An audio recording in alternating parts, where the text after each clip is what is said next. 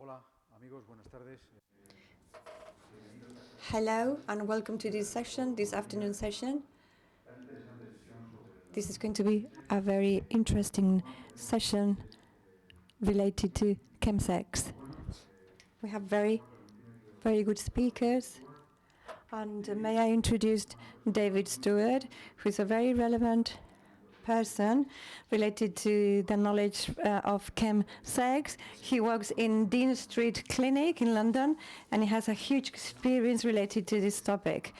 And I'm sure it's going to be an excellent presentation, and we'll have time to debate afterwards. I think it's going to be very informative. The second speaker is Diego Garcia. He's a very dear friend. You all know him very well. He's an activist. He has been for many years. And he's involved in many activities, activists related to the treatment of HIV, hepatitis. He's been the member of the committee, and he has a lot of experience. He's going to contribute a great deal. So we're going to start. We have 30 minutes per speaker, and then we will talk about both topics. So thank you very much.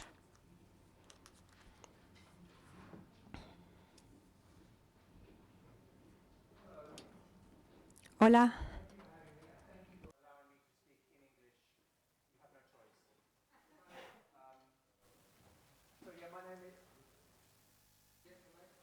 Yeah, I'm very clever. I work at 5016 Street and I learned how to press buttons today. 5016 Street is a sexual health and HIV clinic in the center of London, and we have lots of very high-risk people coming there. Chemsex, we're getting better with every minute. Chemsex was a word I invented about 17 years ago. I felt a particular need to identify a problem that was not just sex using drugs or alcohol by any population. I felt like there was something very specific happening to my community. And it wasn't just sex and drugs, using drugs and alcohol, it was something more complex. And I needed to identify it differently, and chemsex was the word I came up with. And I think perhaps I usually start these sessions by trying to define what I meant by that word, even though people have my blessing to redefine it as they choose in whatever setting they choose. They get my permission first. No, I joke. For me, it was, many people use different drugs for different reasons. And I think a person who uses heroin or crack cocaine, they don't do those drugs to go out and have a laugh. They don't do heroin and crack cocaine to have a good time or to find great sex or to have a dance. Those drugs serve very specific purposes. And they're usually about nursing trauma, some historical pain or some self-loathing. Sometimes it's associated with poverty or homelessness and crime. It's not about having a great time. And where I come from in England, and it seems pretty common, when gay communities haven't preferred heroin and crack cocaine in very large numbers. We've always preferred the party drugs, things like cocaine and ecstasy and MDMA, and there's probably been a reason for that, and I can only guess, but from my experience, it's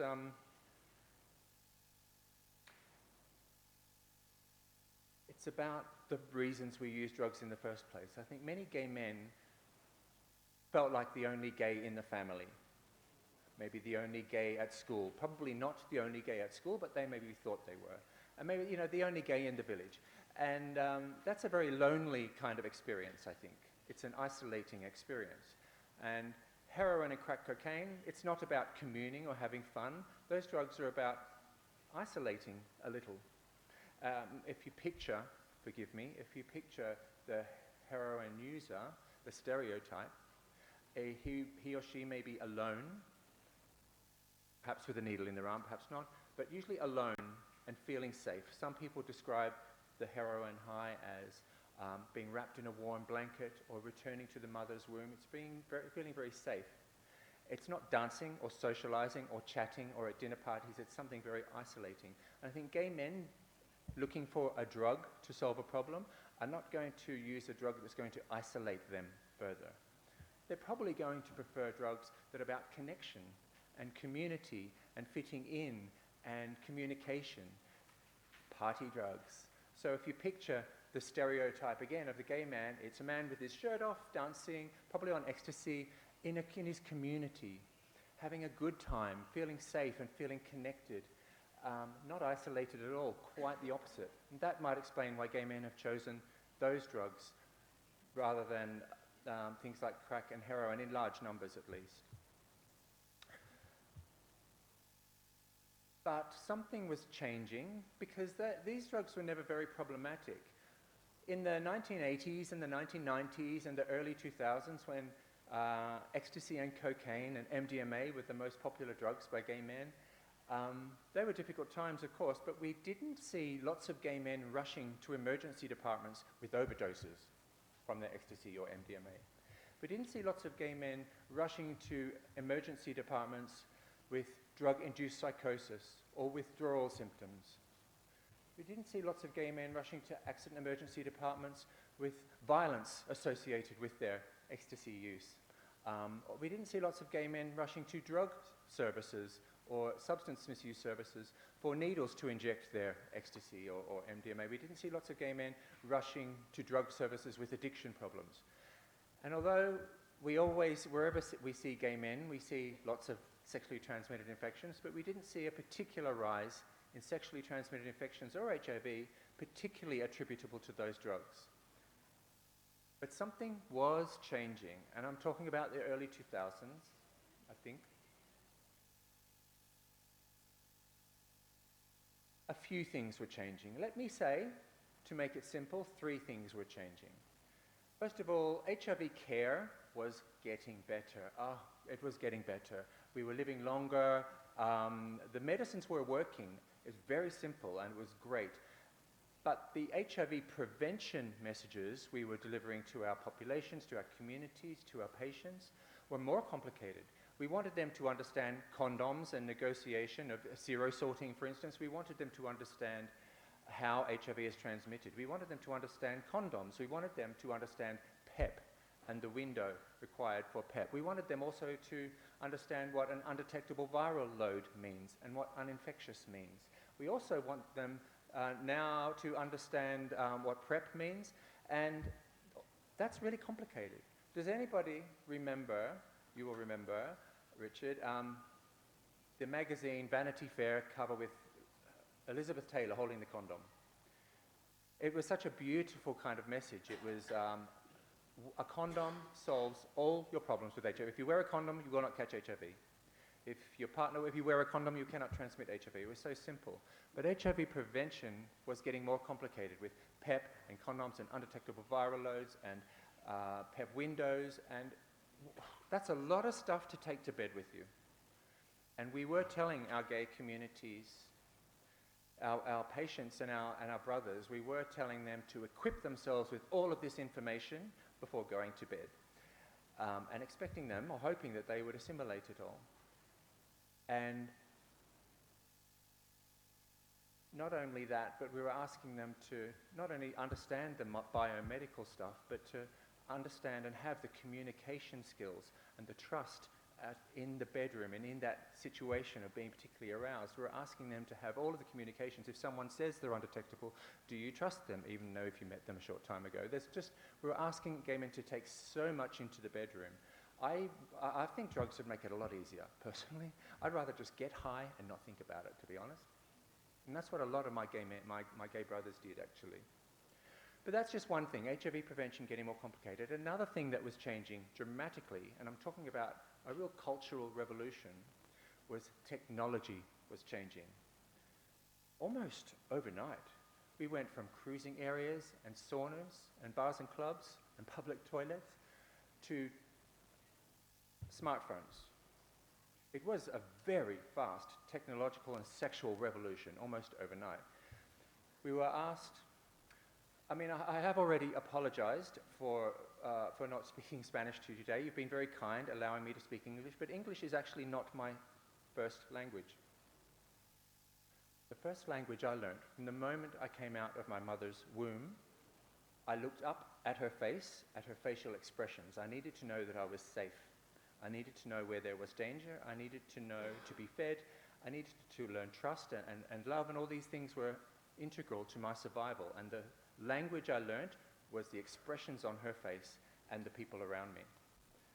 They were the first language I learned, and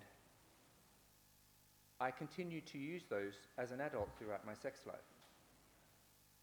Hooking up in a sauna cubicle, hooking up in a cruising area or in a public toilet or in a bedroom or in a bar, I used that language of facial expressions and facial recognition enormously. It helped me go into the bedroom to navigate all those complicated things I needed to, like HIV prevention and STI prevention. But overnight, me and my gay brothers all around the world were asked to understand their sexual and emotional needs and communicate them to someone else using an emoji. And 140 characters, no exaggerations, and a photoshopped image of their abdominals. I'm exaggerating a little bit, but actually I'm not. It was an overnight change for how we communicate, hook up, and how the role sex plays in our lives. Overnight, and it didn't come with any instruction booklet. It didn't come with how to have sex in an epidemic. It wasn't how to have sex in a technological revolution or how to have sex in a chemsex epidemic. No, it just landed in our laps. If there were instructions, I would have liked Richard Berkowitz to have written them. If there were instructions, I would have liked them to say, hello gay men, here is your new technology. You will need to have a good understanding of your sexual and emotional needs moving forward. You will need to understand how to communicate them using a limited number of characters, because you will find yourselves with your GPS in someone's bedroom, a complete stranger, with no facial recognition or bonding having been done, naked and trying to have one of the most intimate experiences that two human beings can have. And here are the instructions to help you do that. Here is how you write your profile. Here is how you understand your sexual and emotional needs. Reflect on what you like about sex and don't want. You will experience rejections. Not everyone on here is kind. And here is how you are robust to handle. I will stop. There were no instructions. It just landed on us. And it was an overnight revolution, very difficult, that made, well, it's easier just to take drugs and let it happen. I know. The third thing, I talked about HIV prevention changing and technology completely revolutioning our lives. The third thing was new drugs. Not entirely new, but for a long time, ecstasy and cocaine and MDMA had been the drugs we used. During that traumatic epidemic of the 80s and the 90s, when we found dance floors where we communed, where we danced, where we escaped, ecstasy and cocaine and MDMA, they helped us to do it. We adopted those drugs, we accepted them, they helped us. We normalized them. But overnight, those drugs disappeared and they became crystal methamphetamine. They became mephedrone in some parts of the world. They became GHB, GBL in some parts of the world. And these drugs were not recreational drugs. These drugs are difficult, problematic drugs. Once again, I would like them to have come with an instruction booklet that said, hello gay men, welcome to the 2000s. Say goodbye to the drugs that have served their purpose for you for a few decades and say hello to these dangerous ones. You will need a much more complicated skill set to play with these safely, but you will like them. They are designed for sex, we know you like it. So here is it. Sorry, no, there was no instruction booklet. We had to make that up as we go along as well. But overnight, when I say overnight, let me give you an example in regard to drug availability epidemiology. So I am in lovely Madrid. If my sister was to come from Australia, where I'm from, to lovely Madrid, if I was going to be concerned about her developing a drug problem, she would have to get off the plane, if I'm thinking of the trajectory, she would get off the plane, find somewhere to live, call me to say hello, find a job, develop a real network of friends and a social life, and maybe a few months in, someone may offer her drugs that are typical for her population, her demographic, maybe heroin perhaps, maybe ecstasy or something. maybe she likes it. I don't know. She had the same childhood as me, so I think she might like it. Maybe 2 or 3 months later, she will try the drug again. Maybe another month later, she'll try the drug again. Maybe a month later, she'll be introduced to a drug dealer. And then the problem might start developing. That, from the time she gets off the plane to the time a drug problem is forming, there is a few months there.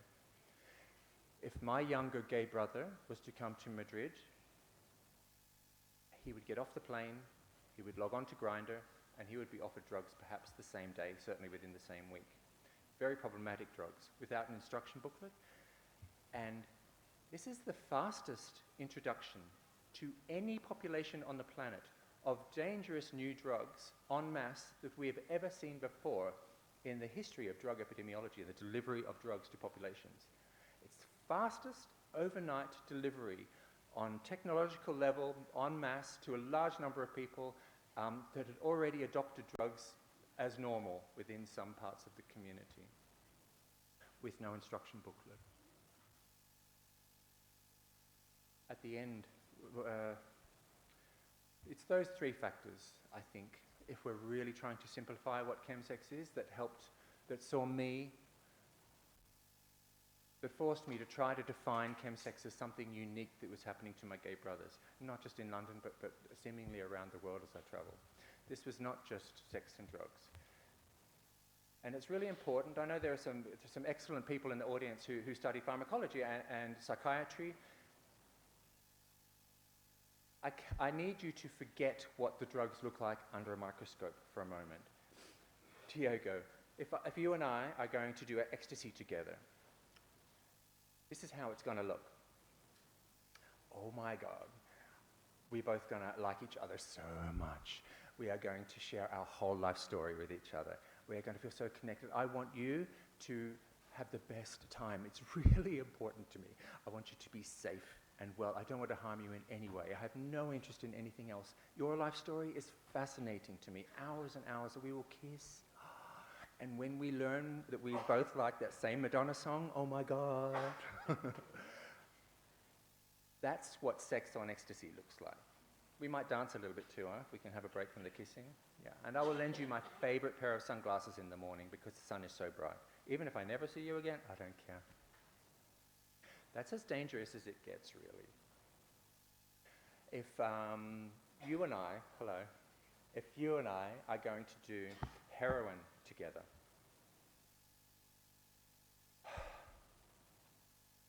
I'm sorry, I forgot you were there. I'm not interested in sex. I'm very nice that I'm not isolated completely alone in this experience. If you're over there and enjoying your heroin and me over here, that's okay. That's what sex on heroin looks like. If you and I are going to do crystal meth together, oh my God, nothing on the planet will release as much dopamine into our brains. I will be so stimulated that I might have forgot, everything about you is turning me on. I am absolutely stimulated by you. I feel invulnerable to harm. I need more, I need more, I need more. This is amazing. It's the best sex I've ever had. It's the most disinhibiting thing I have ever felt. I hope you feel the same way too, but really I feel like this, me. Let's do some more, let's do it some more. Oh my God, 3 hours have passed already. We need more stimulation. Who else can we get? Do you like this person? We get them too. More drugs. Did I lose my attention for what I was doing? I don't care how dangerous it is. It's so sexy. Let's do more. Oh my gosh, has 24 hours passed? We need more drugs. I need more stimulation. I need more stimulation. This is not satisfying enough. More drugs, more people, more risk. Nothing can hurt me now. I'm in a bubble of absolute escapism, and I need more. Danger means nothing to me. Risk means nothing to me. I don't care what those 3 drugs look like under the microscope. Understanding how the drugs contribute to our disinhibition, to our behavior, and to our risk-taking abilities, that's what really defines chemsex as the use of some particular drugs at a particular period in history, by a particular population, at a particular time, again, in HIV history, at a particular time in a technological revolution. And that's what chemsex is. And it's controversial, it's real. I visited many cities as I travel the world and get invited to amazing places to understand chemsex in different cities. It's always the same. I'll go to a doctor's centre, an HIV doctor's centre, infectious diseases unit, and they say, we are so lucky in this city, crystal meth or chemsex has not really happened here yet. I say, that's nice to hear. And then I go to the gay men's charity. They say, yes, we've seen some small signs. It's not like England, but yes, we've seen some small signs. We keep an eye on it. And I say, this is very helpful, thank you. And then I show a film. I go to a film screening or a community event around Pride and ask people in an audience such as this, has chemsex affected you, your friendships, your lives, or is it something you need to negotiate when you are hooking up online? And it's 99% of the audience every time in every city around the world. And I have to go back and put those pieces together of what the gay community is telling me, from what the charities are telling me, from what the doctors and medical teams are telling me, to try to make sense of this.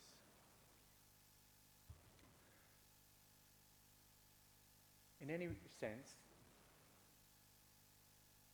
what I want to do with my last 10 minutes really is introduce you to something you can do. I don't want to terrify you with my drama interpretation of chemsex and then like catch my plane.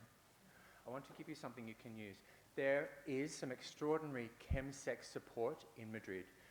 There is some extraordinary chemsex support in Barcelona.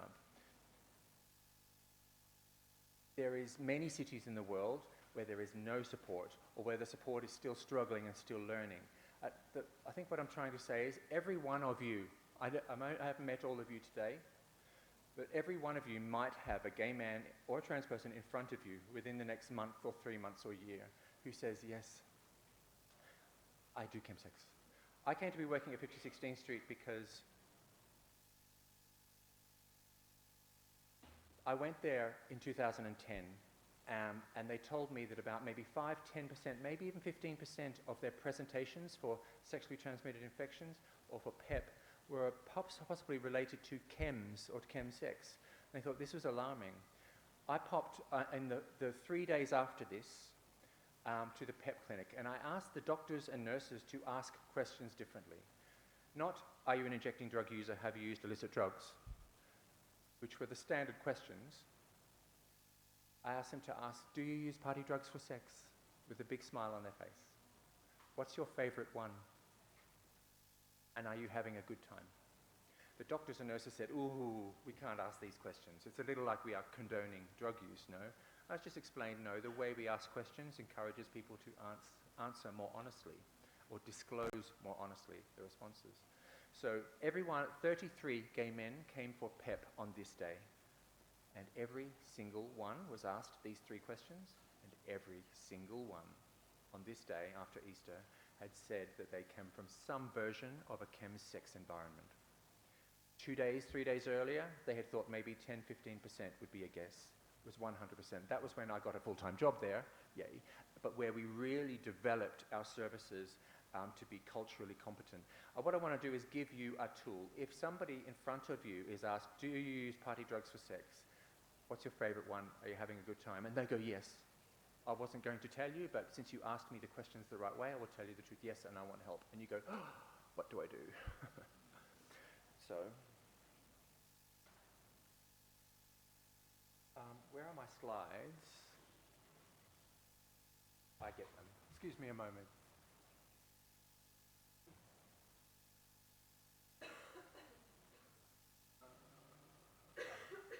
So I'm going to give you a tool. Does that say slideshow? Is this the one I press? This one? Okay. So imagine, thank you. I'm amazing. So imagine that you have asked a person sitting in front of you, do you use party drugs for sex? What's your favorite one? Are you having a good time? And they say, yes. Yes, help me. And you go, goodness me, there is no chemsex support in my city. You say, I don't know much about chemsex. I might not even be a gay man. So I might say everything wrong. But if we go and do this tool together online, perhaps we can find a solution for you. Really, it's about clicking some buttons. First page that comes up will be choose a goal. And it might be abstinence. That's not a very common choice, I should tell you, but it's a choice that some of our patients say, and that really just, the next page will just explain that this is a big goal to choose from. It's a change of life that is being represented, and there are some tools and tips that explain this, including some links to how to find 12-step support groups within their city and some videos to help. But ultimately, it will invite them to take a smaller goal, something to work towards it more gently, because it's just a very big goal that represents a huge change of life. It's quite a lot of help needed. Another thing they might request is harm reduction information. So they might say, I don't want to stop using drugs, I'm loving it, I'm having a good time, but they might be open for you suggesting how they can be safer. Safer in regard to sex, safer in regard to drugs, safer in regard to app use, like Grindr use, and safer in regard to the chemsex environment they are playing in. Another choice they might choose might be, they often say, I don't know what I want. You know, I'm not ready to commit to abstinence, and I don't know what I want. I just know I'm starting to think about it.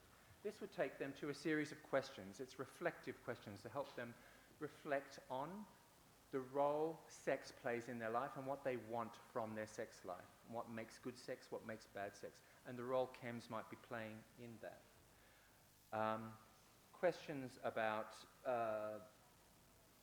it might ask about the percentage of, what percentage of your sex life is on drugs and what percentage of your sex life is sober, and what would you prefer it to be? So it's classic motivational interviewing style questions that help a person who is frightened to make changes, reflecting on the role chems are playing in their life. It can just help them, guide them through the denial or the fear or the ambivalence that might be associated with it, so they can be clear about how they want to move forward. And it's something you could send the link to their home so they could do it in their own time. It might be something they want to do there with you. And it will also, if they're not ready, if the solution, if the conclusion is they're not ready to make any changes, great. They know they can come back and see you because you are non-judgmental. You're not forcing change upon them.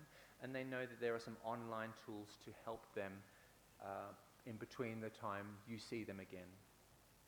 Another choice might be my favorite choice, which is take a short break from chems. So abstinence forever might be a giant, frightening, overwhelming goal for a gay man in a big city whose whole life has been socializing with drugs, whose sex life has been enjoying sex with drugs and intimacy with drugs. Abstinence might be too big. They might have given them the harm reduction information. Maybe he has reflected on the role drugs are playing in his life. Maybe he's ready to make changes. And what does that mean? Maybe it just means taking a short break from chems. Nothing too scary. So the next page would invite them to choose a goal. Maybe he chooses 3 months. The next question would be how confident he is to achieve the 3-month goal. Now, if he is using every 7 days, if he's using every single weekend, 3 months is a very big goal. He might not feel very confident about it. Might be 3 out of 10 confident. So it will just suggest that that's too big a goal. Perhaps choosing something smaller, like 7 days, would be more achievable.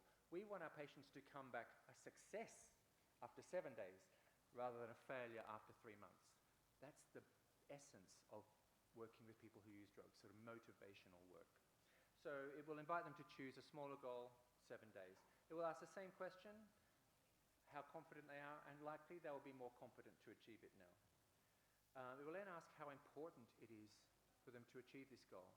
For some people, it's not very important at all. Maybe they're only sitting there because their nurse told them to do something, or their boyfriend told them they had a problem, or their doctor said, you need to stop doing drugs. And it's not important to them. And the next page will say, cool, go away. Come back when you're ready. This only works if it's important to you. It's not a trick question, but it kind of makes a person reflect on, oh, I'm talking about it and I'm saying out loud, I don't want to do anything about this. So it's kind of a motivational tool to motivate someone to make, it's classic motivational interviewing. And it would take them back to those reflective questions so they can reflect some more, perhaps. But perhaps it is important to make changes. Maybe 9 out of 10 important. The next thing that will happen is that they will say, right, we have a plan for 7 days. There are things that will happen within the next 7 days that cause cravings. So do you feel cravings on Tuesday mornings on your way to work? No? Okay. Do you feel your cravings to use drugs, an overwhelming urge to use drugs on Thursday when you're having lunch with your colleagues? No? Okay. Do you have a craving or an urge to use drugs on Friday night when you're home alone and all your friends are out partying? Oh yes? Oh, I see. So this is just helping a person identify the most vulnerable moments within the next 7 days where they might be overcome with cravings and urges, so that they can do something different, be prepared for them, and maybe put something in place like call a friend or keep themselves occupied with going to the movies or doing other things during those times.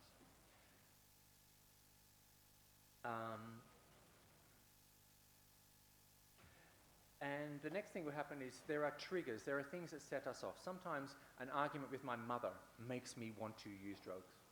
Sometimes, I'm somebody seriously nodding over here, hello, I get you, failure. Sometimes it's when my boyfriend has shagged someone else, that's when I go out and self-destruct and do a whole lot of drugs. It's recognizing the triggers that make us, excuse me, that make us want to use. Then if you know what they are, you can anticipate them, prepare for them, and be prepared.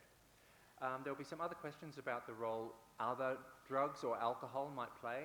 Ecstasy or alcohol might not be considered chemsex drugs, but they might play a role in weakening our resolve to not use drugs in the next 7 days. So it's about being prepared for those two. And cravings will happen. In the next 7 days, cravings are going to happen. What our patient can do, or the person sitting in front of us, they can choose. There are things we can do when a craving happens. We are not a victim when a craving happens. Oh, I felt a craving and I used. I had no control whatsoever. There are things we can do. We can get better each week at learning how to recognize when we are having a craving. There are things we can put in place to resolve it differently. A craving is not a thought process that we can think our way out of. It's an emotional state we get in. So learning to manage our emotional state, something we get better at over time, and our patient can choose or tick some boxes that he thinks he can do to help himself when a craving comes along. And that's it. We have a care plan. So in the last 10 minutes, sitting with your patient, you have helped your patient choose a goal that he feels confident he can achieve. He's told you that it's important to him to achieve this. That was an amazing moment. He's told you, you've identified the most vulnerable times in the next 7 days that he will use and put some things in place. You have identified some triggers that will cause cravings, and he has ticked some boxes of how to manage cravings differently when they happen. This is not perfect therapy, it is not rocket science, but in 15 minutes he now has a plan of how to spend the next 7 days differently that you have supported him with, even though you've had no chemsex training at all. It's just an online tool that is not making any money. It is not collecting data when people put it in. It is just a tool made by an activist for my gay brothers out there, and it's being translated into 11 languages for you. Spanish is already up, English is up, German is up, Greek is up. But this is, again, I just want to stress, it's not making any money, it's not branded, it's not collecting any data. It's purely a tool to help my clinician family around the world and my gay brothers out there who need to make changes around chemsex. And I've been told that's enough time, that's okay with me. Thank you.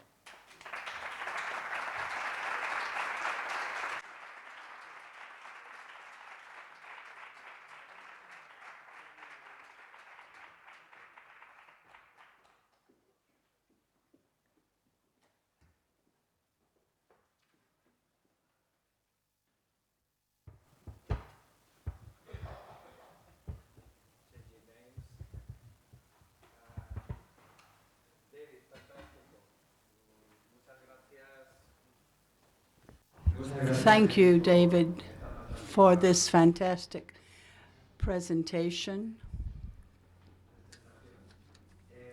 Now,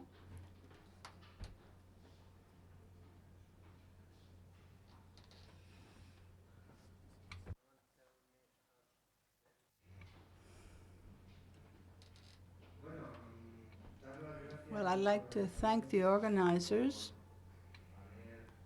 for having set up this conference, especially Kike Poveda, for having worked so very hard. He's done a very thorough job. I think he's exhausted, but it's been worth it, and I'd certainly like to thank him personally. And I'd like for us to take the opportunity now to all reflect as members of the LGBTQ community on our use of drugs, on our sexuality, on the information that we have about new strategies or old strategies, how we fuck, how we take drugs, what answers we're providing from the community, and what responsibilities we are asking those who are governing us to provide for all of our needs. It's great, it's perfect that someone hangs gay pride banners all over Madrid. That makes us feel happy, proud, and like everything has been achieved. But no, let's go a little further. I think we need to ask for more from our politicians and those who are in positions of power. They really have to be respectful and take care of the LGBTQ community. It's not just about hanging flags out. We've got to be respectful, and we've got to ask them to be very careful about protecting our rights to health. We really deserve them. And we're living in a time where fear has disappeared, thank goodness. We're always hearing that we've lost our fear of AIDS, of death. Sex no longer means that we can die. Great. I'm so happy. I'm very, very happy not to be afraid about sex. And I'm very happy that young people today don't connotate sex with fear. I think we need to congratulate ourselves on that, but that's not enough. We need other interventions, and they can't always be alluding to the fact that people have become more relaxed in their customs. They're no longer afraid of AIDS. They're no longer afraid of sexually transmitted diseases. I think there are other components that we have to look at, and we have other things we need to demand. Fear can help the population react at times when it faces epidemics. But fear can be very unreasonable, and we have other mechanisms, sex education, sexually transmitted disease information centers, and case studies. All of this will help us to have less fear and to see the needs that the LGBTQ community has and what the politicians and our governments need to listen to and listen for. These are ideas, a few ideas that perhaps would be more effective than fear, because the worst time in the history of AIDS, when our friends were dying, people were really afraid, but we kept on getting infected. Fear didn't really stop the epidemic. It didn't work then, and it's not going to work now because, well, we don't even have fear any longer. So my presentation is going to be about a reflection on new strategies for prevention and how each of our organizations, from individual activism, we can start to require ourselves to change our language and to, above all, give out information. There's a big lack of information.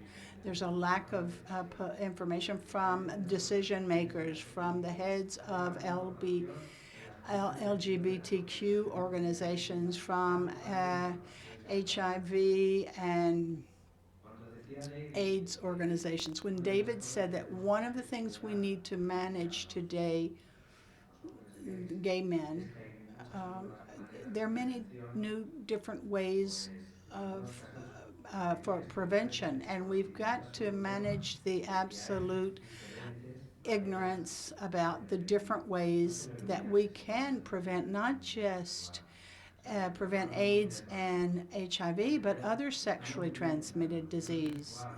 We're living a sexual revolution like we did back in the 1970s, and back when women fought to gain access to the birth control pills and have free sex, free love, and they were treated like total libertines or whores. And now gay men are experiencing something similar when we talk about our sexual rights, and we demand to be protected against HIV. We're treated like whores. People are saying, what do we want? We just want to screw like rabbits and just enjoy our bodies? Well, yeah, we do. We do. And we also believe that besides having a gay pride flag hanging out of the window or off the balcony of the City Hall of Madrid, we want to have recognition from the authorities of our sexuality. We're different, and we don't want to have all the 4,000 different HIV infections we're seeing every year in Spain. And we don't want a government that is not at our service. Prevention has changed a lot. We've come from the era of condoms, when that was the only thing that we had, and there was the big Spanish campaign for condom use. It's sort of like people seem to miss it now, and it was put it on yourself, put it on your partner. That seemed to be a way of controlling the epidemic completely, but no. That campaign didn't completely stop infections. If it had, I would not be here. I was infected during the time of that campaign, and I'm sure many of you were too. On the other hand, I do think that now we have a change of paradigm. Fortunately, prevention with antiretrovirals has now become part of a big benefit of for HIV prevention, from mother to child, the vertical, and we saw that the antiretrovirals allowed us not to carry down that infection to the child, and children were not born with HIV necessarily. Children could be born without it, and this proved the idea that these drugs really did work well to avoid infection of HIV infection. And that paradigm today is going over to new forms, and it has a whole social transformation around it. There's an enormous use of condoms. The reasons, well, there's been a decline in the use of condoms. People don't want to use them any longer. They're not so informed as they might have been. Everybody has their own special circumstances and reasons for not using condoms, but they're not being used as often as before, and we can't put a gun to people's heads to get them to use them. That's impossible. We've got a reality where they're used less and less often, and we have to see how we're going to deal with that.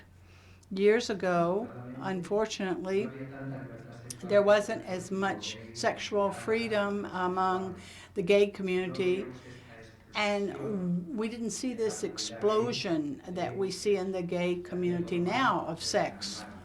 People have really come out of the closets. And so we've got, together with the appearance of new substances, as David said, and together with the change in social perceptions about HIV not being a mortal disease any longer, this is giving us new ways, it has to give us new ways to face the epidemic and to slow down the infection of people, especially gay men. When we talk about protection with antiretrovirals, we're talking basically about protection as with post-exposition prophylaxis and pre-exposition or pre-exposure prophylaxis, and with the aim of using drugs to get rid of the infection, and as Los Angeles says, to fuck without fear. And I think we should all congratulate ourselves on this more and more. When we talk about prevention strategies, are they really prevention strategies? Some of them aren't so new. Treatment as prevention. This is 2008 here, and back then, Dr. Bernatza and the Swiss court made a declaration where they said, without a doubt, that in the patients they followed, they had found no transmission of HIV, and those persons who, with an undetected viral load of more than 6 months, they saw any infection without condoms. And that was caused a lot of controversy immediately, and the scientific community and the sanitary experts got alarmed and said, this is going to be terrible. People will start getting infected if condoms are not used. And after that controversy, everything was done, even by many NGOs, in trying to negate the evidence, because they said we would destroy the language of prevention that we had been using since the 1980s, and we would lose all the ground that we had gained for use of condoms, and we were not doing each other much of a favor. Years went by, and the HPTN 052 confirmed in a clinical trial what we had seen through a Swiss study. And Partner in 2016 reconfirms that someone with HIV and undetected for more than 6 months' time was not transmitting HIV to his partner when he didn't use a condom.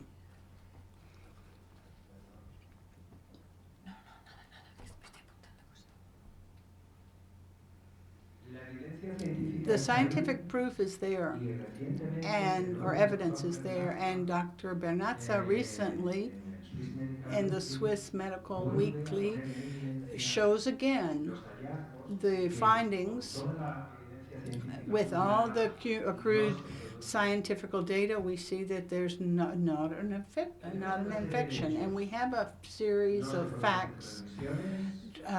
Infections do not occur, and even if there is a sexually transmitted infection in a person who is HIV positive with a detectable load, we see that there is no HIV transmission. This was one of the doubts we had. Well, if there's a sexually transmitted disease, there could be another increase in the viral load, but we didn't see any negative effects in this way.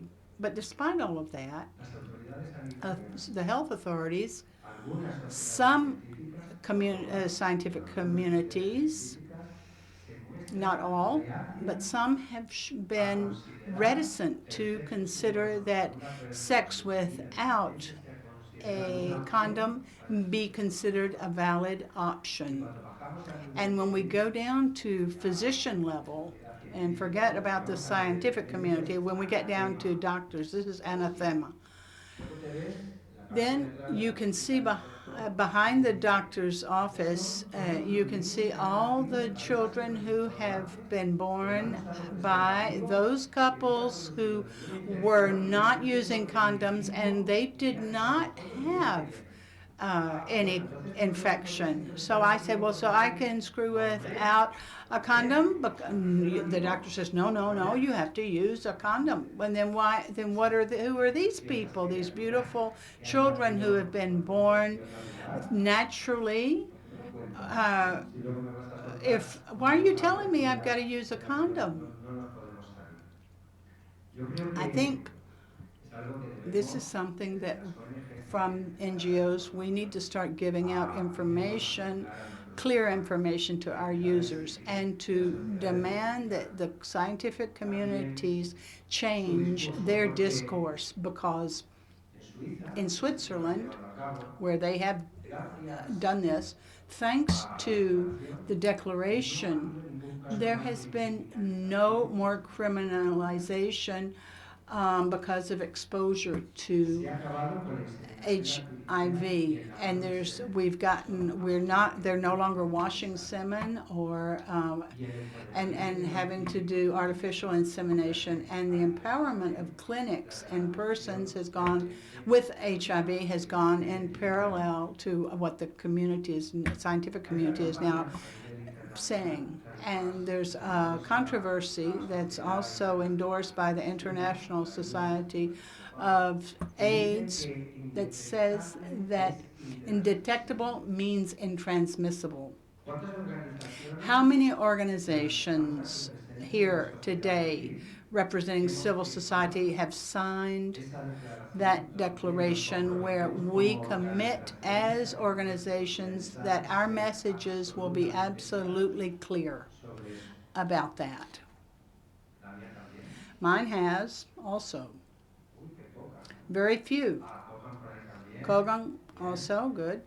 So this means we need to make an effort as a community where these messages, which I think would destigmatize, and they offer proof, we need to take them on as our own and demand that scientific communities in Spain, like Hispano-Sida, revise their policies and adapt them to realities, and stop using ductile language such as practically impossible, residual, etc. And they really pay attention to evidence and get clearer and have messages that are clearer and more direct. And treatment is prevention. Well, in some cases, the health authorities have used this to slow down other things like PrEP, with the false premise that if we test everyone, we treat everyone, then the HIV will drop, because new infections will drop on their own. But of course, that's got some barriers that are quite large, and the health authorities don't want to spend any more money in PrEP, nor they're not going to say that that's the solution. And the late diagnosis in Spain is 73% of cases, 63% of cases. And in drug users, 60%. In women, 54%. And men who have sex with other men, 38.4%. So we would have to make a lot of improvement in our early diagnosis if we want this strategy to be a solution on its own in our country. And only a fraction of the total population diagnosed has been detected as having HIV.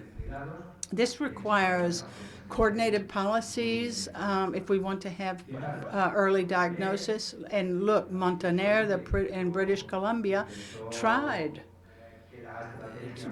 to make strategy the answer to the HIV problem, and without seeing the number of persons tested and treated grew too much, he never was able to keep the new infections between men go down a good important degree. So let's do something different in Spain. And there's a big lack of information. We have to get empowered and it has to be us, the NGOs, who start to demand that stigma fall to the wayside. Information coming from treatment as prevention is necessary. And then we've got post-exposition prophylaxis. This is not going to be the big solution to new infections that occur in Spain. This is something residual. Furthermore, the difficulties that already exist with the strategy, because we don't know the serology of the individual, it's a little theoretical. There's no clinical proof. There are big barriers. There's not much of margin of time for application. The protocols are not well known by the hospital personnel, and small hospitals really don't know what post-exposure prophylaxis are.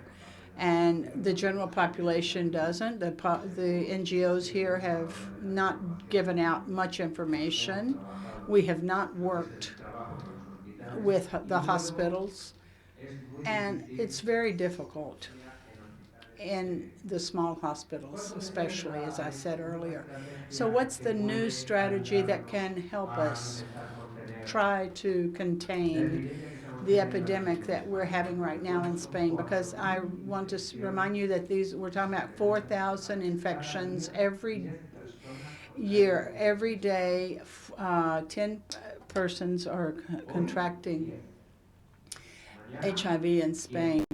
10 today, 10 tomorrow, 10 the next day.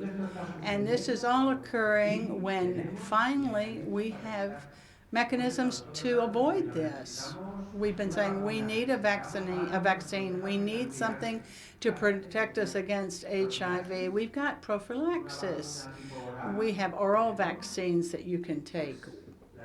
And we're losing opportunity thinking about things that are not strictly HIV, and we're talking about sexually transmitted diseases. We're talking about many other things, and we've really forgotten while we are here. It's because of HIV infections. Effectiveness is highly proven. In some cases, it reaches 94%, depending, it can even be higher. Here you've got a summary of all the different trials we've had with PrEP, and its effectiveness. Today, no one questions any longer whether or not they are effective or not. No one. What is the situation, the terrific situation in Spain? We see that infections keep increasing. The level does not go down, and of those persons that the European Union classifies as 80 persons who are infected every day in the European Union, 10 of them are Spanish. And vis-a-vis this, we find that there is no access in Spain, and the delay is unjustified. The government has no plans for implementation. There's no type of negotiation with pharmaceutical companies for this to come into our healthcare plan. It's not considered a health priority. And we can't go to the ministry and say, our community, we have to go and say that we're being infected, but nobody's doing that. Nobody is knocking on the ministry's door saying this is not sustainable. Just one platform that has organized itself has sida because of our enormous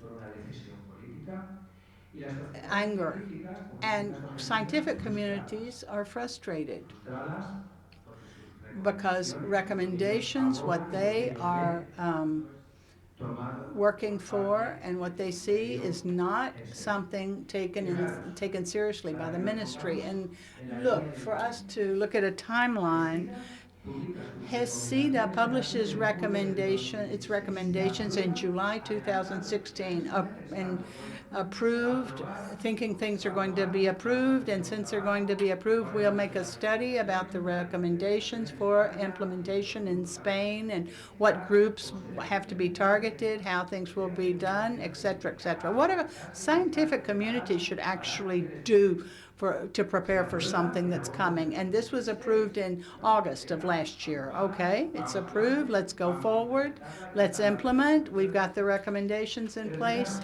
But look, the ministry comes out with the great idea of saying that they need more evidence of effectiveness and more of an understanding about how PrEP will be implemented. Well, they say they need more proof, more evidence.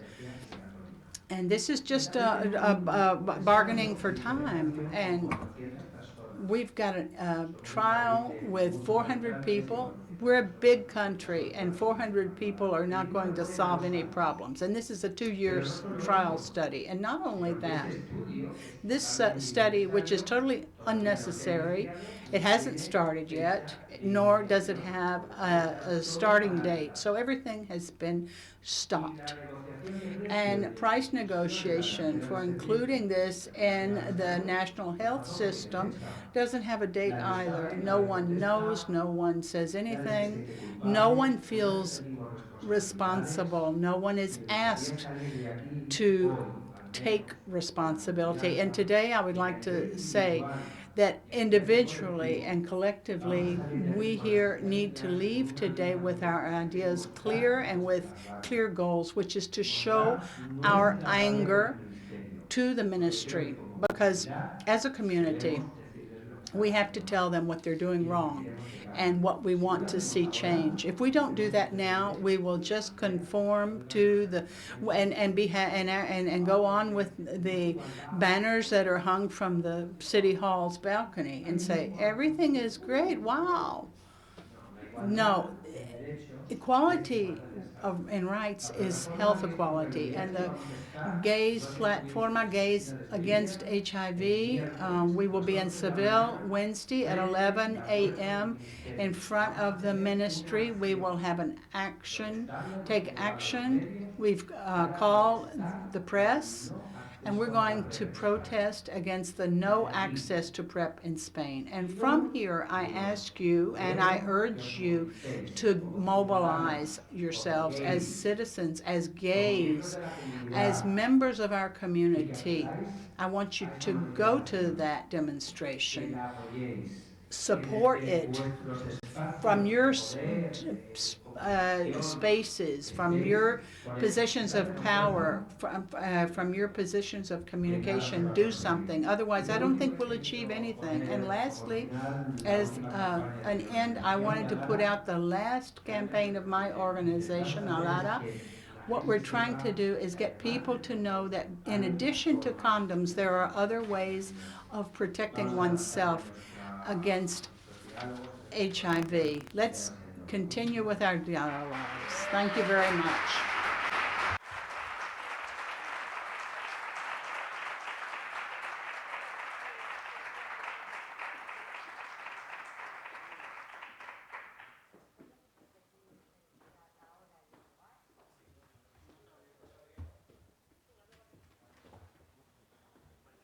Sí, me piden que... It's tomorrow at Wednesday, 11 a.m. in front of the ministry. We will be demonstrating, asking them to undo the freeze on PrEPs in Spain. Bueno, enhorabuena por las dos charlas, sinceramente magníficas. Congratulations. Thank you very much for your... bueno, yo creo que hay muchos temas que se pueden debatir. Preguntas. ¿Alguien tiene algún comentario, alguna pregunta que hacer a los ponentes?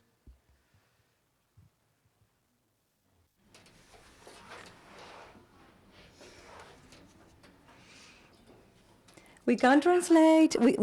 She doesn't have a mic. She doesn't have a microphone. I'm really happy and grateful for this presentation because I think that HIV issues, especially HIV-related stigma and chemsex, is something which is not at all addressed in our LGBTQI communities.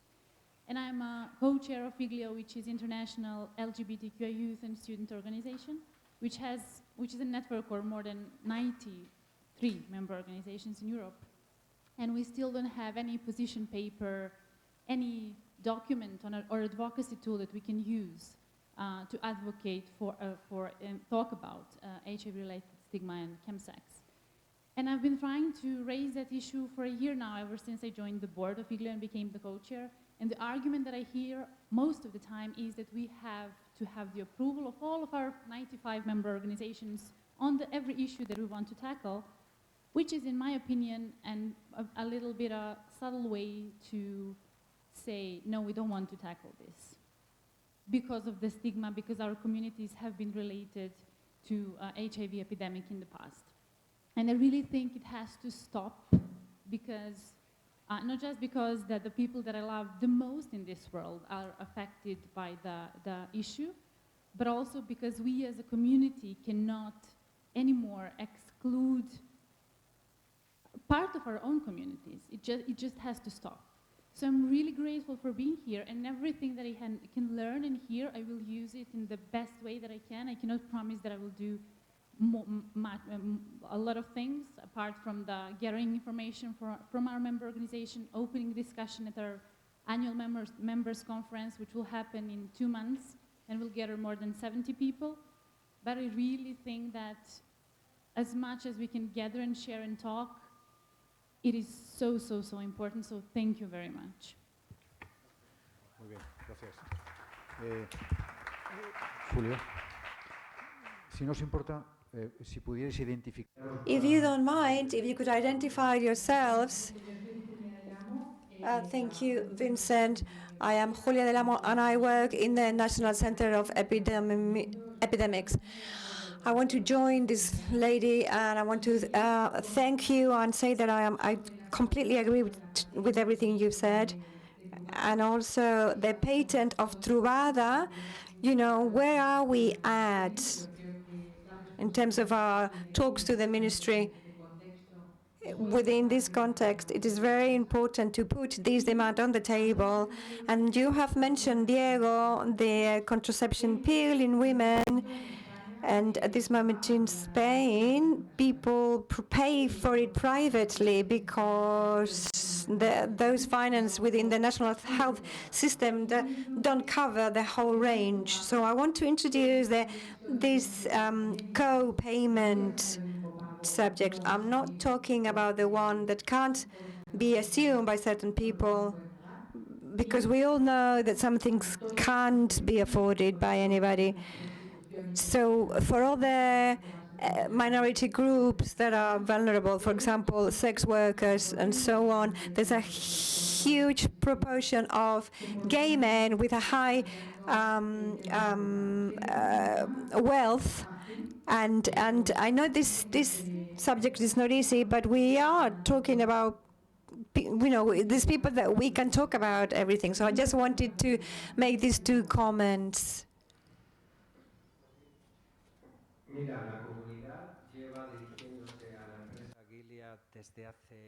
So the community has been addressing this company, asking for a different price of Truvada as a treatment or as prevention system.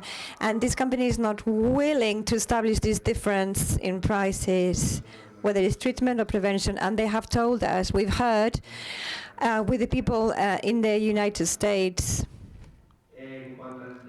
As for the patent, we know that Gilead, the name of this company, is not. They're not willing to make it accessible. Truvada, I'm talking about this drug, and for example, in London, I don't know the legal term for this. They have applied for an extension of the patent in order to avoid that the generic drug can enter the market as a prescription for prevention. So we are hoping that this is going to, between July and August, the court in London is going to deal with this and actually establish whether Truvada is what's going to happen with the patent. So what is going to be the situation? From the community is clear. It's an needed strategy. And we are surprised that even though other strategies, I mean, as well as other strategies, urgent ones have been negotiated, like hepatitis C treatments, and we have managed to get that. So we need to reach an agreement. You know, some of these negotiations are very obscure. But if we have reached an agreement, why can't we do it now when we talk about HIV infections, which is also a social emergency? Perhaps we don't have the same impact with the media or in the street, because perhaps in that case the government would have established strategies, negotiation strategies with the patent laboratory, and they would have actually offered a significant reduction in the price. We don't know because this hasn't happened, so we don't know how far it would have got. So the laboratory is not actually enabling this matter, and neither the government. Did I make it very difficult? So I think the hot potato is in the government, not in the laboratory, although they also have their part, their responsibility. As for the pill, we should demand that they should be included in the national health system. So why women have been removed a right that should be included? So why do we have to ask that the rest of groups are also minority groups are also losing rights? So is this about assuming increasingly in a subliminal manner that the loss of rights is something natural along with the co-payment? Do you know what I mean? I'm really amazed how we are actually integrating this, assuming this. So we are paying with our tax a lot. So perhaps what we should demand is a better management of our taxes. So the lady who had free pill at the time, in the old days, and nowadays they have to pay for it. I don't think it's something that we should be proud of. No, we should actually say, look, sexual health is very important, and reproductive health is so important that it should be funded. And we shouldn't find these huge differences within health, because we could say that the OMS is actually, we would say that actually invented this right, that health is something inherent in human beings. Why do we have to pay for this? I think this is something very clear. This drug has to be approved. But would you accept the co-payment? To share the payment? Why don't you answer this? Personally, I think the debate is not about the co-payment. The only one we know about is the one in Belgium, which is on the current price of Truvada, which is 11 euros. But the people who actually buy this drug regularly, they are paying much more, over 100 euros per bottle. This is not the question. We have to debate, as Diego said, that this process has to be speeded up so that we have a route map. We don't have anything right now. This can't be implemented overnight without considering an economic pact. with the national health. You know, we need those services. So I think this answer is about the little pressure that the Spanish organizations and associations have actually managed to exercise on the government. Indeed, I think there's very little interest from the national health to face this problem in a brave way. We have to tackle this problem. What I mean is, oh, I've forgotten what I was going to say. Well, changing the topic, I want to give the floor to David. What is the situation in London? Can people have access to PrEP easily? And the question I wanted to ask is that Truvada is a drug that is actually given in hospitals in Spain only. So in England, healthcare is free for everybody. That's just how it works, including the pill, which is free for everybody. PrEP, that is not the case yet either, so it's exactly the same thing. We, in regard to your co-payment remark, in England we have been, in my clinic, we have been diagnosing between 6 and 650, it's about 650 gay men with HIV every year for the last 10 years, and it's been increasing by 10%. Last year, a whole lot of people started taking PrEP and paying for it themselves, buying it internationally, so not paying the full price, but in regard to like co-payment prices. And our infections reduced to 300 last year. It's an amazing accomplishment. It wasn't accomplished just with PrEP, but it demonstrates that co-payment could work, because people, the people who can afford to buy those prices, it was effective in reducing our infections. It completely ignores the needs of the people who can't afford that or don't have the awareness to pursue those methods. But I would have to say too that it's not just PrEP. What London did remarkably was, PrEP is great, but it's no good unless someone comes to clinic to learn about it. Hearing about it in the newspapers and Googling something but never getting around to ordering it is no point unless you've got a friendly nurse when you come for PEP that explains to you and holds your hand through the process of ordering it online and paying and helping you do it and all of those questions that get involved. And also having services where we say, come and talk to us about gay sex. Not services to say, come to us when something goes wrong. Come to us when you have an infection. Come to us when your world falls apart. No, our services come to us to talk about gay sex anyway, which is what 5016 Street does, and when they're here, we talk to them about PrEP. PrEP is no good unless we have those conversations with them, because it's not in the media, as you say. That's the situation in London. Gracias. Y Diego. Thank you. And Diego, I totally agree with you that we don't have to lose more rights, that we are already paying a lot. So the question or the comment I made about co-payment, and it's small, I'm talking about those small figures that Ferran mentioned, little money. It's because we need to counter-argument and to try to deepen and use this tool. I mean, I know that we're not really, the issue is not the co-payment. We talk, the issue is something else. What for me is not clear is an open reflection. I see arguments for and against.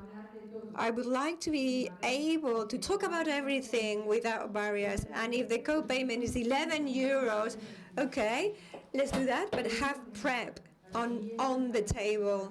For me, it's not clear.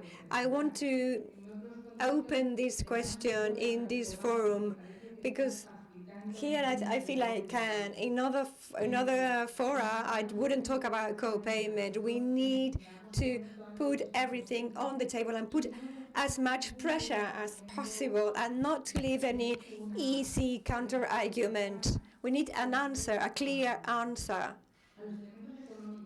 facing the economic elements that are clearly there. The resources are not infinite, and we need to be able to have a reflection on the economics of health. So I'm not entirely sure. I don't know what my position is. This is why I wanted to reflect on it.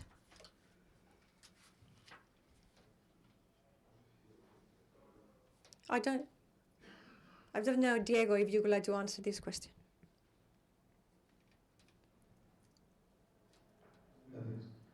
Thank you. I am Iago from Médecins du Monde, or Doctors of the World, and I want to make a few comments. The first one is, in how many countries in the European Union is it possible to get PrEPs? And is there an estimation as the impact in Spain? And thirdly, you've just mentioned the people, particularly HSH in Spain, that they are already in PrEP and they can find it through alternative ways. So I wanted to ask you whether you have any comment, any advice, because what I have heard, I've seen all kinds of things, people who are using them properly, but some of the cases where, so if they use them as in, okay, I'm going to take risks, so I take a pill, and so on, and that's it. So European countries that they have implemented is Scotland, Norway, Belgium, France, I believe Holland, Luxembourg, England. I don't think it has been approved. It has an implementation study of 10,000 people. Has it started? And recently, the Portuguese government has announced they're going to implement it as well. I imagine they are in the process. They've said they're going to implement it. So in Europe, increasingly, more and more countries adopting it because it's clear, the evidence is clear. And we can deny it is effective to prevent HIV infections. Well, if we want to talk about STIs, something is different, but we are talking about HIV. I've been asked about people who get PrEPs via alternative ways. As always, the community gets organized the best they can. When something is not available and there's no regulation, people find ways. Some of them organize themselves in a more regulated way. There are pages such as I Want PrEP Now. There's a web page. I think Jim Phillips organizes this page based in the Canary Islands, and it gives information about how to get it in the UK that comes from India, PrEP that comes from India and is good quality. Also, we are giving counseling to people who are using PrEP to avoid precisely everything that you are saying, that somebody who takes them on and off. So the idea is if you're using this, use it properly. If you want to take them daily, get in contact with us so that you have a doctor who's going to monitor your kidneys and HIV test just to check that everything is working well. So you see, in the community, some of us are getting organized, but in general, the answer in Spain is very poor. Associations giving this service is not very many. There's BCA Checkpoint in Barcelona, there's us in Madrid. I don't really know how many other associations are actually giving this service. What we have decided to do is do the best we can just to face what's happening in the streets, because you always have two options. Give an answer to everything that's actually happening in the street so that it doesn't get to be serious or significant, or cross your arms. So some of us are not willing to do that, to cross our arms and do nothing about it.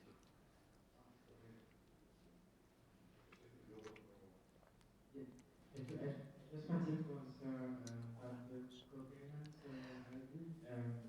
It's a debate that we had in France before the authorization and reimbursement of PrEP. So now it's totally reimbursed in France, like in other countries, I think now in Europe. Yeah, I think it's a very bad idea to come on that ground when we talk to the authorities. Because they just want that, like argument not to pay too much for us. So when we had this debate, we decided to go frankly and say we want free PrEP now, and we created direct action groups of gay men, positive or negative, and trans people also, and we did some actions. We did graffiti in the streets, in the gay areas, in front of the ministry, like maybe it will be done tomorrow. And so we did a lot of tension against the ministry. And just before the 1st of December, and it has worked, because the 1st of December, the ministry said, okay, free PrEP in January. No, it was a year ago, a bit more, 2 years ago now. Yeah.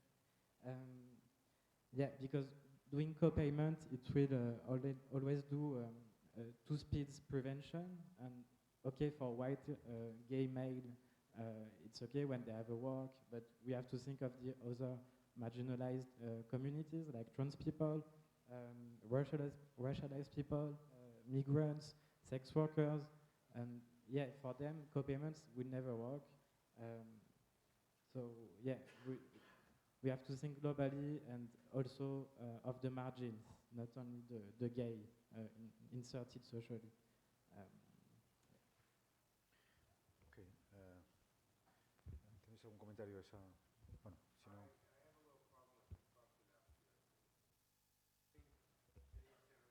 Wait a minute, because there is a man who asked before. El hombre de la izquierda está primero. Bueno. Fuck without fear. I'm on board with PrEP. I celebrate it as a great advancement. My concerns are that it's not for everybody. And my other concern is that people who celebrate PrEP with a statement like fuck without, I'm all for crafting a great message for it. But fuck without fear, I think, young people today know that we live in a world that's nothing but full of fear. And I think people understand that there are consequences to sex that may not be lethal, but that they might not want to fuck around with. I absolutely believe that PrEP can save lives. Save lives, and because people still do die of HIV, whether we like it or not. But the two things that bother me is, in the States, most of the most vocal PrEP activists say, well, the most famous AIDS activist in the United States, goes around saying, well, everybody knows that safe sex never worked. What? You don't want the message to undermine the people who wanted you to have sex with condoms, because those people are keeping PrEP people's chances of encountering an STI way, way down. We have 310 million people in America, and we have 40,000 cases of new cases of HIV every year. That's a lot of safe sex, or it's a lot of people having a lot less sex. Sex is definitely one of life's greatest joys, but I don't think one message, there's something about the pro-PrEP message that is like so angry or fed up with condoms. Believe me, we all have been fed up with condoms. But you don't want to undermine those people who are fine with safe sex and using condoms, and there's a lot of them. 40,000 cases out of 310 million people in America in a country that's so fucked up about sexuality is pretty miraculous to me. I don't know what the numbers are in Europe. So I don't think attacking safe sex or dismissing it is helpful to your cause. I don't. The second brief thing, really quickly, they're having studies coming out showing that people came in on PrEP, their their incident of syphilis has gone up like 200%. What? There's ones, you know, I can't start quoting studies, but this is the ones that people send me. What were you saying? Okay. So, I mean, there are consequences. Just own them. Just say, you know, we really want to bring an end to the HIV epidemic. You know, but don't say fuck without, I'm sorry. Fuck without fear, it just rubs me the wrong way. I think there's got to be a coming together of people who are fine with safe sex and can't imagine being sexually active without it, and who see using a condom as the ultimate act of intimacy, because you're willing to sacrifice some pleasure to be with this person in a way that you wouldn't be with them because of, I mean, forgive me, but I'm not trying to start a war. I'm on your side, but I don't understand why your side has to antagonize. Diego, un momento, un interesante punto de vista, pero solamente tenemos tiempo para un comentario. We only have time for one comment and one brief comment, okay? Treatment group. I want to go back to what Julia was saying about co-payments. I think in the advocacy field for co-payments, for PrEP, it's dangerous. We have young people living in Central Europe, Eastern Europe and beyond who can't afford a condom. How can they afford to buy a drug? So I think to start advocating for co-payment and saying that's an acceptable form of accessing PrEP is wrong. Coming back to the increase of STI rates with people using PrEP, it's wrong. There's an increase in testing of STI rates, and these are people that didn't engage in services before. So we will see an increase in STI infections. It's a false reading. All it means is we are screening more people who didn't come into care before. So there will be a plateau. Sorry? No, I didn't say that. I didn't say that. You said there's been. You said that people have taken PrEP, that they've spiked in a syphilis infection. Okay. What's happening is those people are being screened. They were not being screened before. So you're seeing an increase. Okay. Within a year, 18 months, we will see a plateau. New people will be tested more regularly, which brings me on to how PrEP should be prescribed, not through the internet.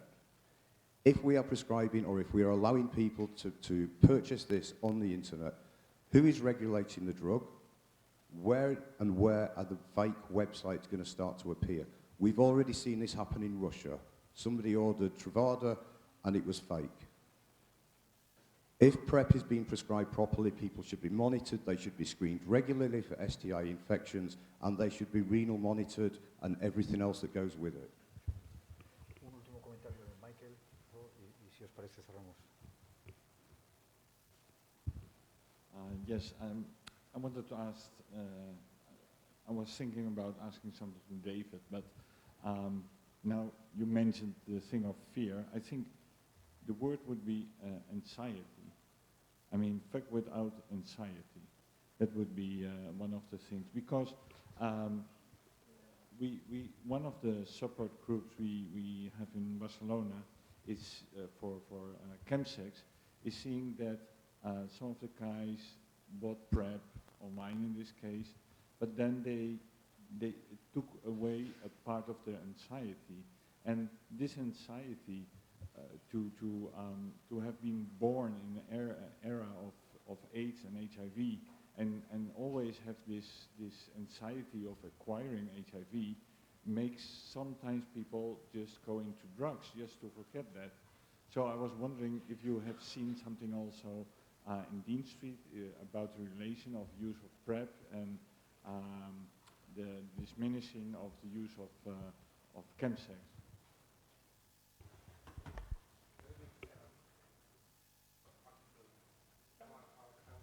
Go with the fuck without fear posters. They don't bother me that much. But I'm just saying, don't alienate other people in the community that could be your allies by saying things like, you know, by implying that, you know, messages coming from too many PrEP people undermine safe sex. And I think that's going to be the undoing of it. And I think there's got to be a way to bridge support so that we're all in this together as opposed to Chris, let me finish with your comment very briefly. Safe sex nowadays means different things that safe sex meant in your time. That's it. David. A gay man dies in London every 12 days from a GBL overdose. I travel the world to talk about chemsex because I don't want it to get as bad in other cities as it has. And everywhere I go, everyone wants to talk more about PrEP. That's fine, because PrEP is important. My brothers are dying. Every 12 days, another guy dies from GBL. I travel the world asking for brotherhood, asking for kindness, and ask for a little activism, and I just see gay men tear each other apart over PrEP. It's really fucking boring. But I know that we all, I'll remind myself at least everyone in this room is arguing about the same thing. We want our brothers to be well, we want everyone to get free healthcare, we want everyone to be protected from HIV, we want everyone to have all the tools to manage safer STIs. And in the middle of all of this confusion, remember that a lot of us are dying from drugs or really suffering from drugs, and it's become a phenomenal epidemic that kind of gets lost as we enjoy the argument about PrEP a little bit. It's a little bit me just getting a little angry, and I'm sorry I did, because somebody did die just a little while ago. I'll stop now. I can't answer your question, I'm sorry. Muy bien, gracias amigos. Yo creo que vamos a terminar con esto. Quería felicitar a los ponentes, felicitar a la audiencia. Okay, we're going to finish. I wanted to thank the audience and the speakers. Everybody, thank you very much.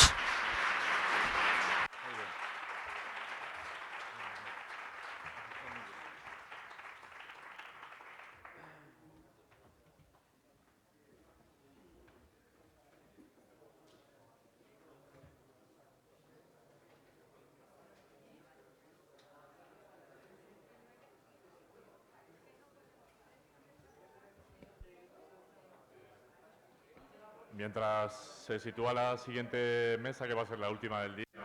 Now the next panel will be the last panel of the day. I think we're getting tired, but if you would like to get up and move around for 5 minutes, go to the restroom, feel free to, and then we'll resume.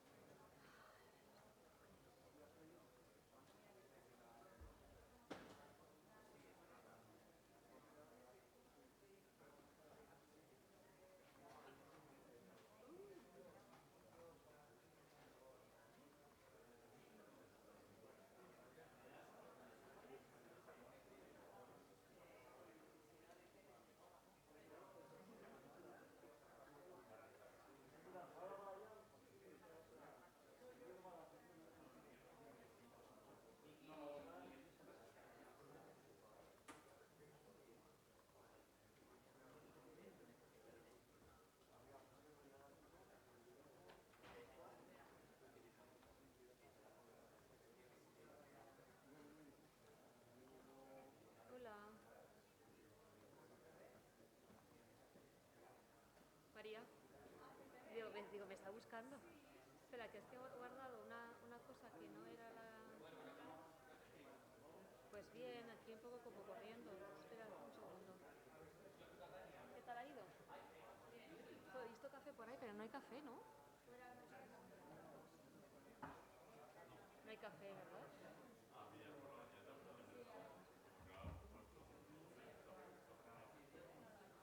Espera, que termino...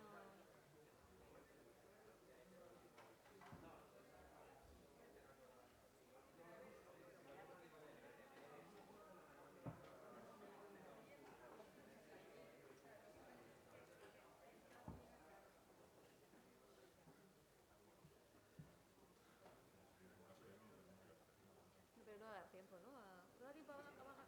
¿Sí? Pues venga. Vamos.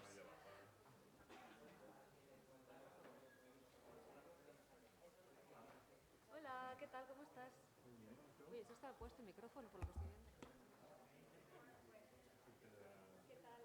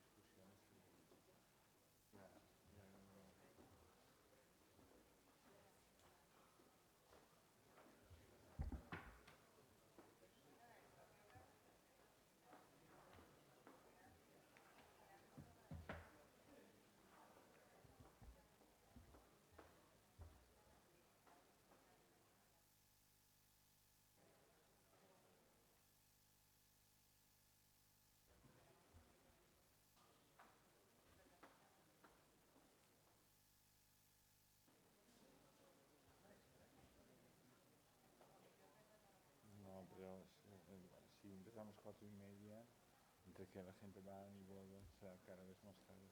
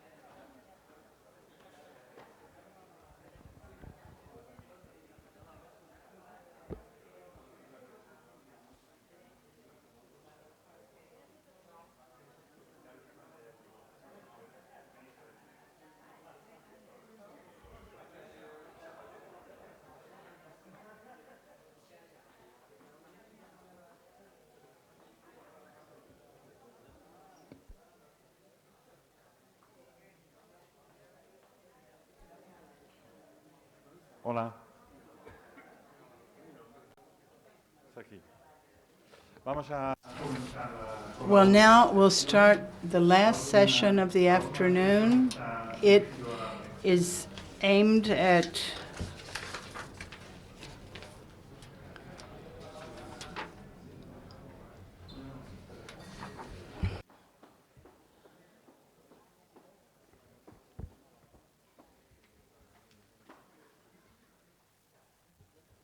Bien. Well, as I said, the last session aims to discuss access to medication and community health centers. We have 3 speakers. I will introduce them, and after they speak, there'll be time for debate. The first person is Ferran Pujol from Barcelona. He is a founder of Hispano-Sida, an organization of persons who live with HIV. And he has set up Barcelona Checkpoint. He did this in 2006. It's an example of response from on the part of the community of HIV, of infected persons in their community. And then we have Mrs. Vanessa Lopez, who studied here at this university. She is founder and executive director of Health for Right, and she will talk about access to medication. And then from France, we have Francois Berdugo, right?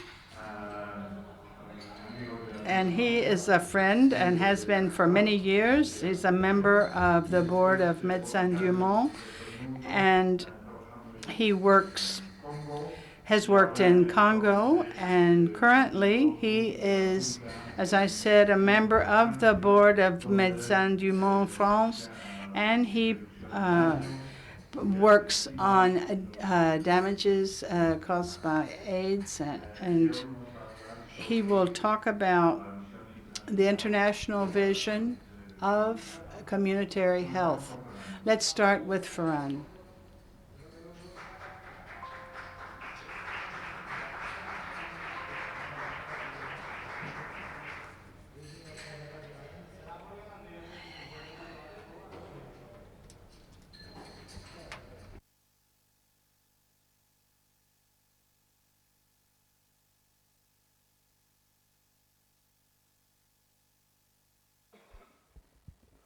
Bueno, buenas tardes. Well, good afternoon. I'd like to thank the organization for having invited me, especially Poveda, and I'm so happy that my husband is moderating me for the first time ever in all these years of activism. Having said this, in the next few minutes, I'll try to present to you the strategies, the global strategies that from Barcelona Checkpoint we have taken on and we conduct in order to make early diagnosis of HIV, but not just that, but also we try to approximate ourselves to detection of incidents of infection and to end this epidemic.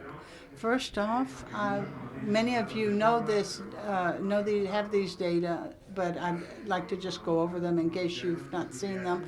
The diagnosis of HIV has increased 44% from 2005 to 2015. We can see that this is the only population group where the epidemic has risen and not decreased.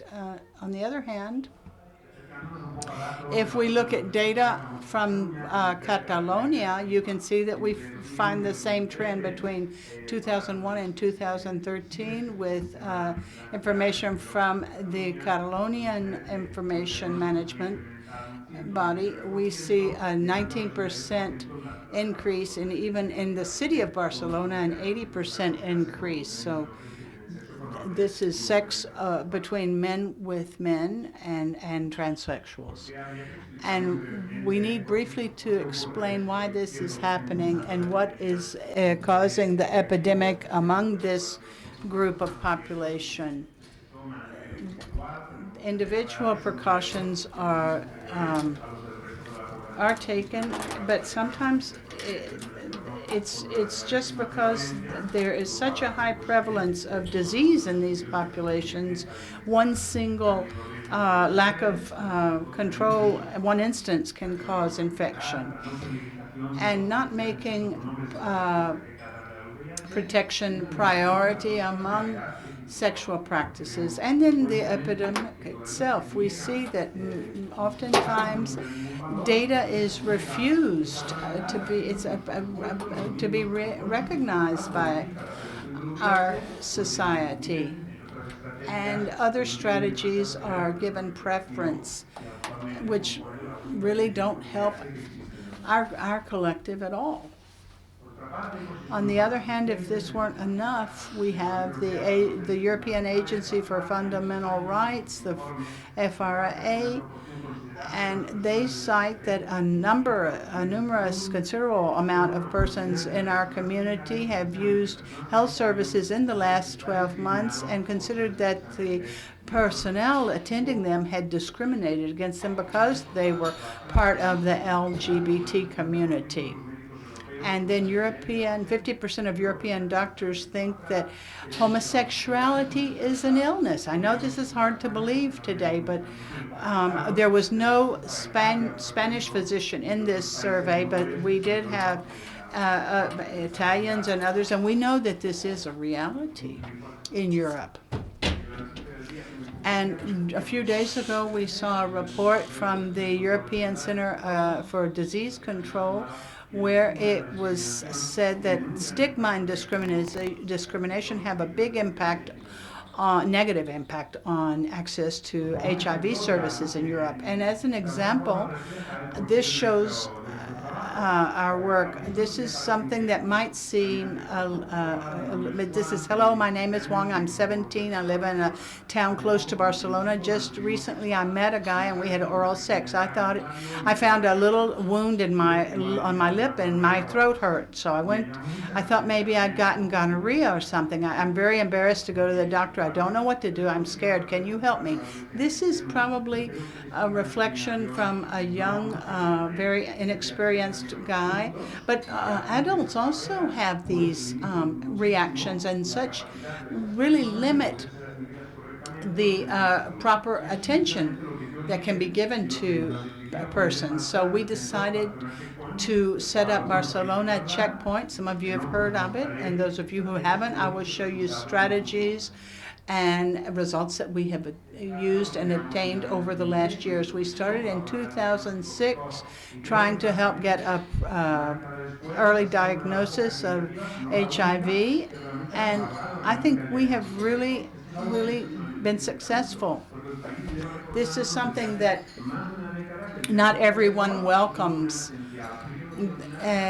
I don't see anything that has been done to improve the situation in Spain aside from our own effort in early diagnosis of HIV. No advances have been made except for Barcelona checkpoint, and we've got data that proves that we've really been able to reduce infection. And we see between 50 and 70 users every day at our center. We have a quick test that we carry out, and our model of intervention has been multiplied and replicated in many different places in Europe. It's currently recognized or acknowledged by the World Health Organization and the European Center for Disease Control as being a model to replicate.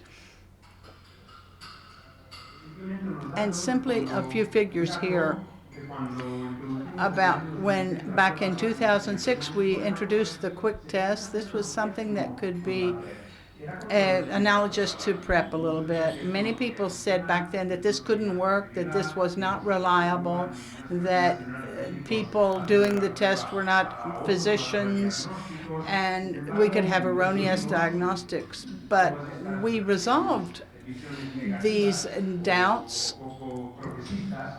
and I think that time has given us, has shown that we were right. The number of tests, you can see how they increased immediately when individuals knew that there had been a test in a very short number of minutes that could give results. As you can see, this is the evolution of the number of tests per center, and you can see that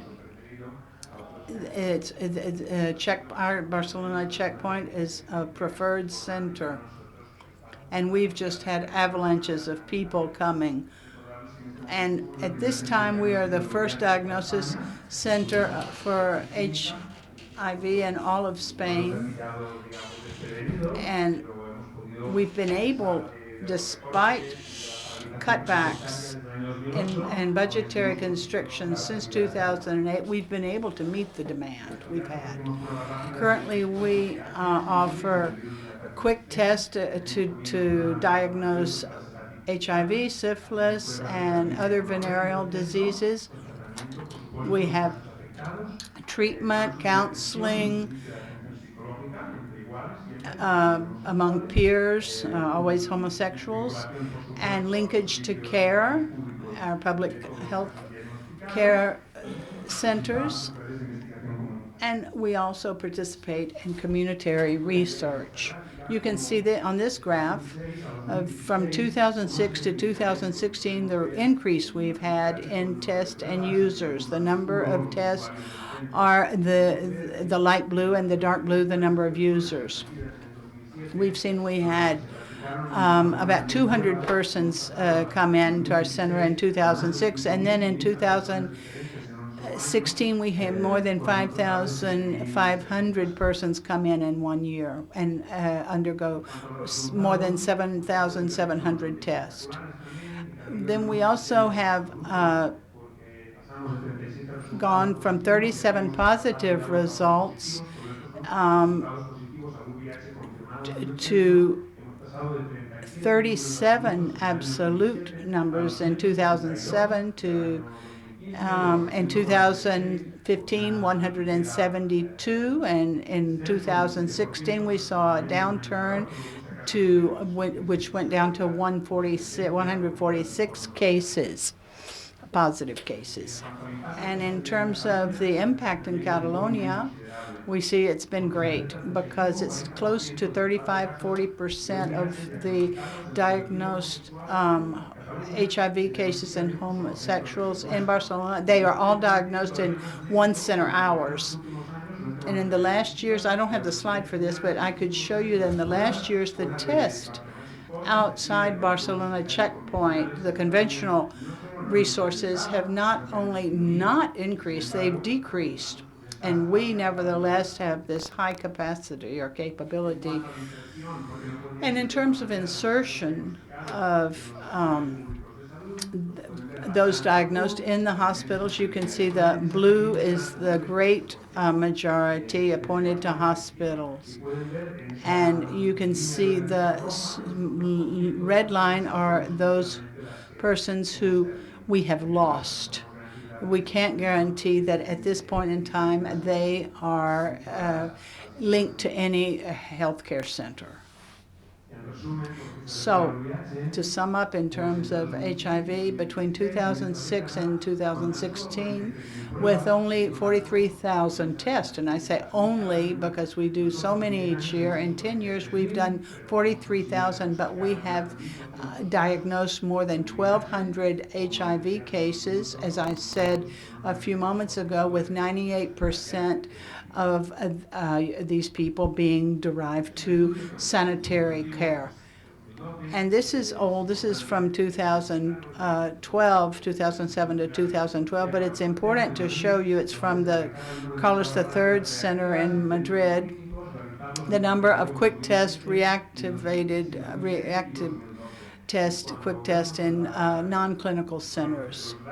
If we look at Catalonia, we can see there were 878 tests, and you can see the contribution of Barcelona checkpoint, 71%, much above saunas and pharmacy checkpoints of where tests were made. And then the Barcelona checkpoint showed capabilities to be the predominant alternative for diagnosis of homosexual men.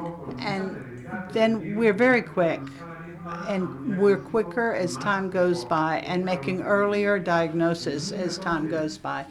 In 2012, we put this campaign underway, and it was very criticized. There were a lot of banners throughout the city, and people called us all sorts of names, but it wasn't really explained that this was for gay people. We heard all these negative names, but with other campaigns we made ourselves clearer, and we were even more criticized. They said gays are doing this often, and we were recommending getting tested often. And here we were reinforcing the fact that if we couldn't do these, use a condom all the time, we should get tested every 3 months. And I'd like to be more choral here, and less stigmatized, so we included everyone here in a campaign. And being more inclusive seems to have been something more accepted by everyone.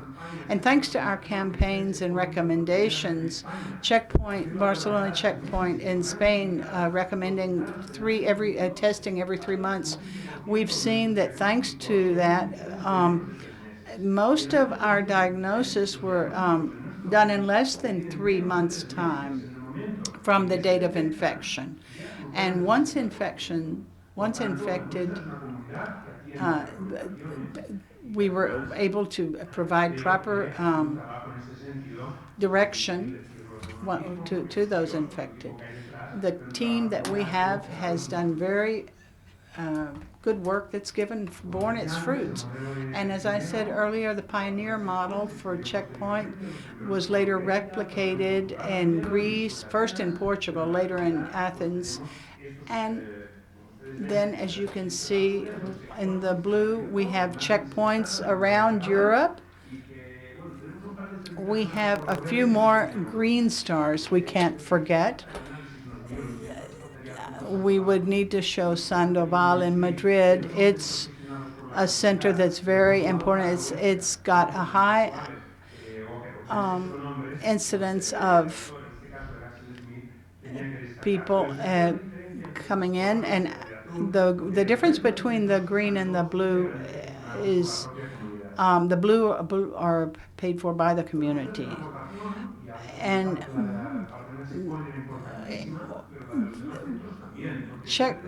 the positive results were very important versus country reports. In our center, you can see that was very high. The others were all around 20%. And these are centers that have been established much later than our center, so it can be expected that they will increase up to our level. I'm not going to take much longer and go over what I've already mentioned. I'd like to, this was recommending what we had said earlier. And aside from having public aid, we have increased new technologies such as detection using GeneXpert for quick analysis, and with a window of 17 days we can locate infection. We've been able, if I'm not mistaken, I think I have it's 4% and something more of diagnosis in 2015 and 6% more in 2016. I don't know if I'm explaining myself, but when someone has a result with antigens or antibodies, we have a clear suspicion of, or we see signs of the disease, or have a partner who's been diagnosed with HIV, or we have multiple partners. Even though there's a negative test, we repeat it and look at the qualitative viral load, and quickly that will allow us to send the person to the hospital or a health center to start treatment as early as possible. And so when we heard Santi talk about the reservoirs earlier, to help make sure that these reservoirs are not as high as people that have been infected for longer. And then late diagnosis through quick screening. 20 minutes time is only needed for this. And in many cases, this has allowed us to speed things up so much. Last week, without going any further, someone was diagnosed and they had 20 CD4s, and it was a diagnosis that he's got to slow down.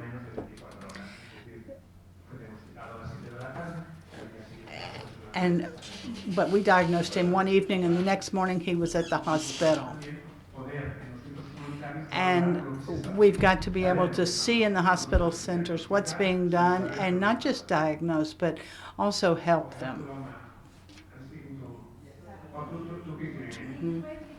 Okay, sorry, I forgot there was translation. I will try to use slow. Están riñendo porque estoy corriendo demasiado cuando les hablo, pero they are complaining because I am speaking too fast, but we will try to slow down. I would like to give you some information on screening, especially with gonorrhea. We can see here that in the year 2015, about 837 persons evaluated, we saw 188 infections. And in 2016, of 1,701 samples, there were 348 infections, 20.5% of prevalence. This is very worrying, because prevalences that are higher are the rectal prevalences, and chlamydia and gonorrhea. In both years, we saw similar results. And this means that in almost all cases, when rectal infections are involved, the person was not aware of the infection. and these are both pathologies that are easily treatable and curable. So therefore, well, we'll continue, therefore. Early diagnosis of infection and linkage to care. This has been mentioned several times today. Treatment can cause a decrease in incidence of HIV, but as Diego said, this would not be enough, and not at all, because in the cascade of treatments, the first thing is to approach infections that have occurred and diagnose them so that everyone can receive retroviral treatment and enjoy that treatment and have a good quality of life, but also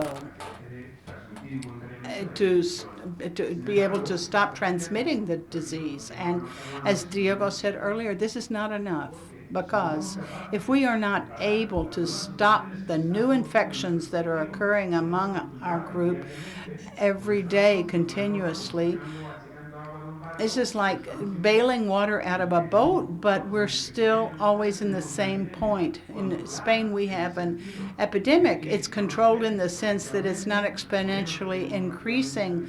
More or less, we've got it stabilized, but it's still an epidemic. It has a very high rate, and it's not diminishing. And I think we need to point out here that we talk a lot about diagnosing infected persons who are not going to centers. This is, in my opinion, an error. I know that there are infected persons and who are not going to health centers, not coming into ours even, but these are not that many. And they end up going to the emergency room sooner or later with an AIDS diagnosis. But we see very recent infections, persons who have just been infected, and they have a high capability of transmitting the disease because of their viral loads. And they all had more than 10 million copies, and that's the maximum we can measure. So you can't imagine how many more there would be. That's where we're seeing most of the new infections. So these are not coming from a collection that's been there for a long time. We've got to understand this. We've got to stop the new infections. And to do that, as we said, we've got, again, to make sure that PrEP works. And the moment for debate ended a long time ago. The moment now is to decide how to go about implementation.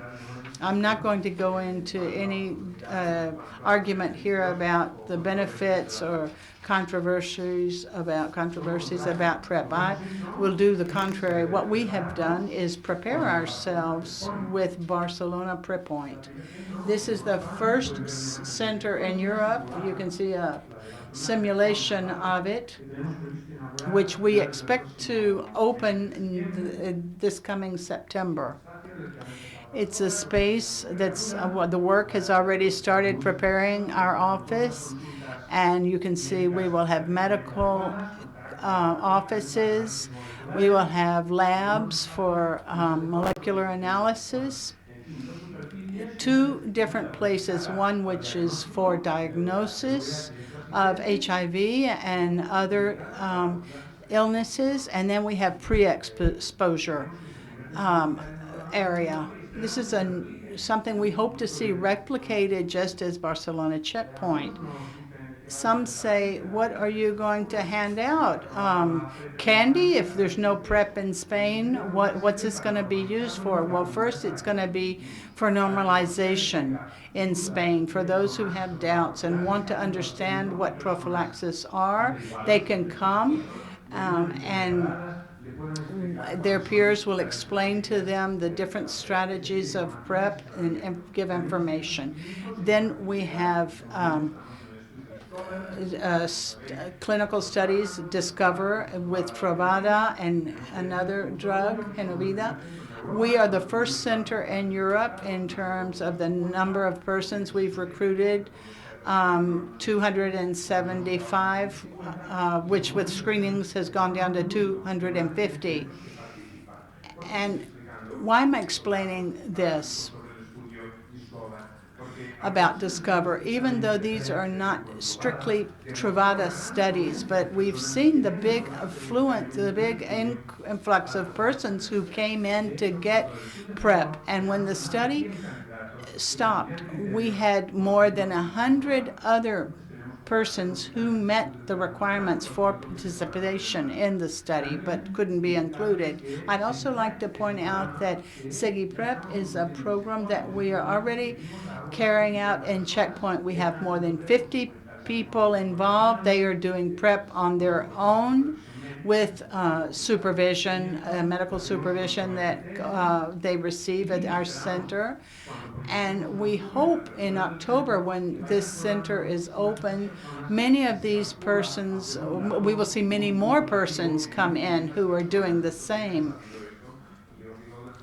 And we have some data on this that we have gotten from dating applications that are widely used for sex among men. And of course, there can be people who are saying that they're in PrEP instead of doing other treatments. But we see that the figures are growing, and we have not done any sort of publicity campaigns, really. But I think this is we can do a good job, and we can also help stop the use of bad drugs. We'll see the formal following that we get, and look at our figures of statistics to see if we can become a model for PrEP in Spain. We're following PrEP with all sorts of tests. We just have to add PrEP in for our users. And so ultimately, in Spain as in the rest of Western Europe, the epidemic of HIV is mainly masculine and homosexual, and occurs mainly in large urban areas. It needs a specific plan with tests directed against HIV. We need to increase diagnostic testing, detect infection more quickly, and have a lot of emphasis on detection of anal infections, and of course implement PrEP as soon as possible. We have an exceptional capacity to implement this action plan aiming at vulnerable collectives. But there's obstacles, because despite the excellent work in our community, this country does not always bear, especially the healthcare professionals, and the politicians don't always bear in mind our work. And we have to be properly valued by our institutions to get international recognition. And I would like to thank all of the team, the staff, the volunteers at Checkpoint. This is sort of an old photo, but here they are, and I'd like to thank you for your attention.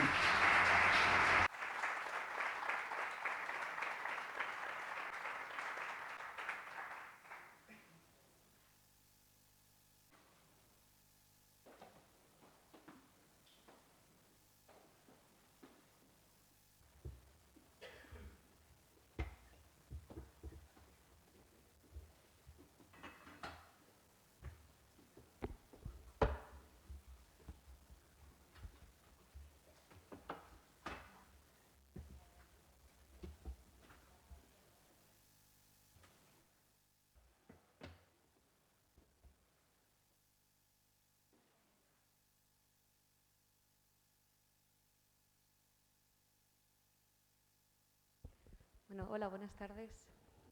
Hello, good afternoon.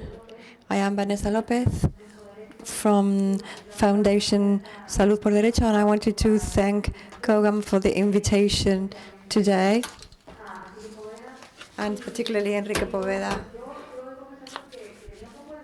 I must confess that I had some doubts because I wasn't sure how to approach the presentation. I didn't know whether I would face expert activists here or what kind of audience I was going to find, people who wanted to be activists. So excuse me if I talk about things which are very basic and everybody knows.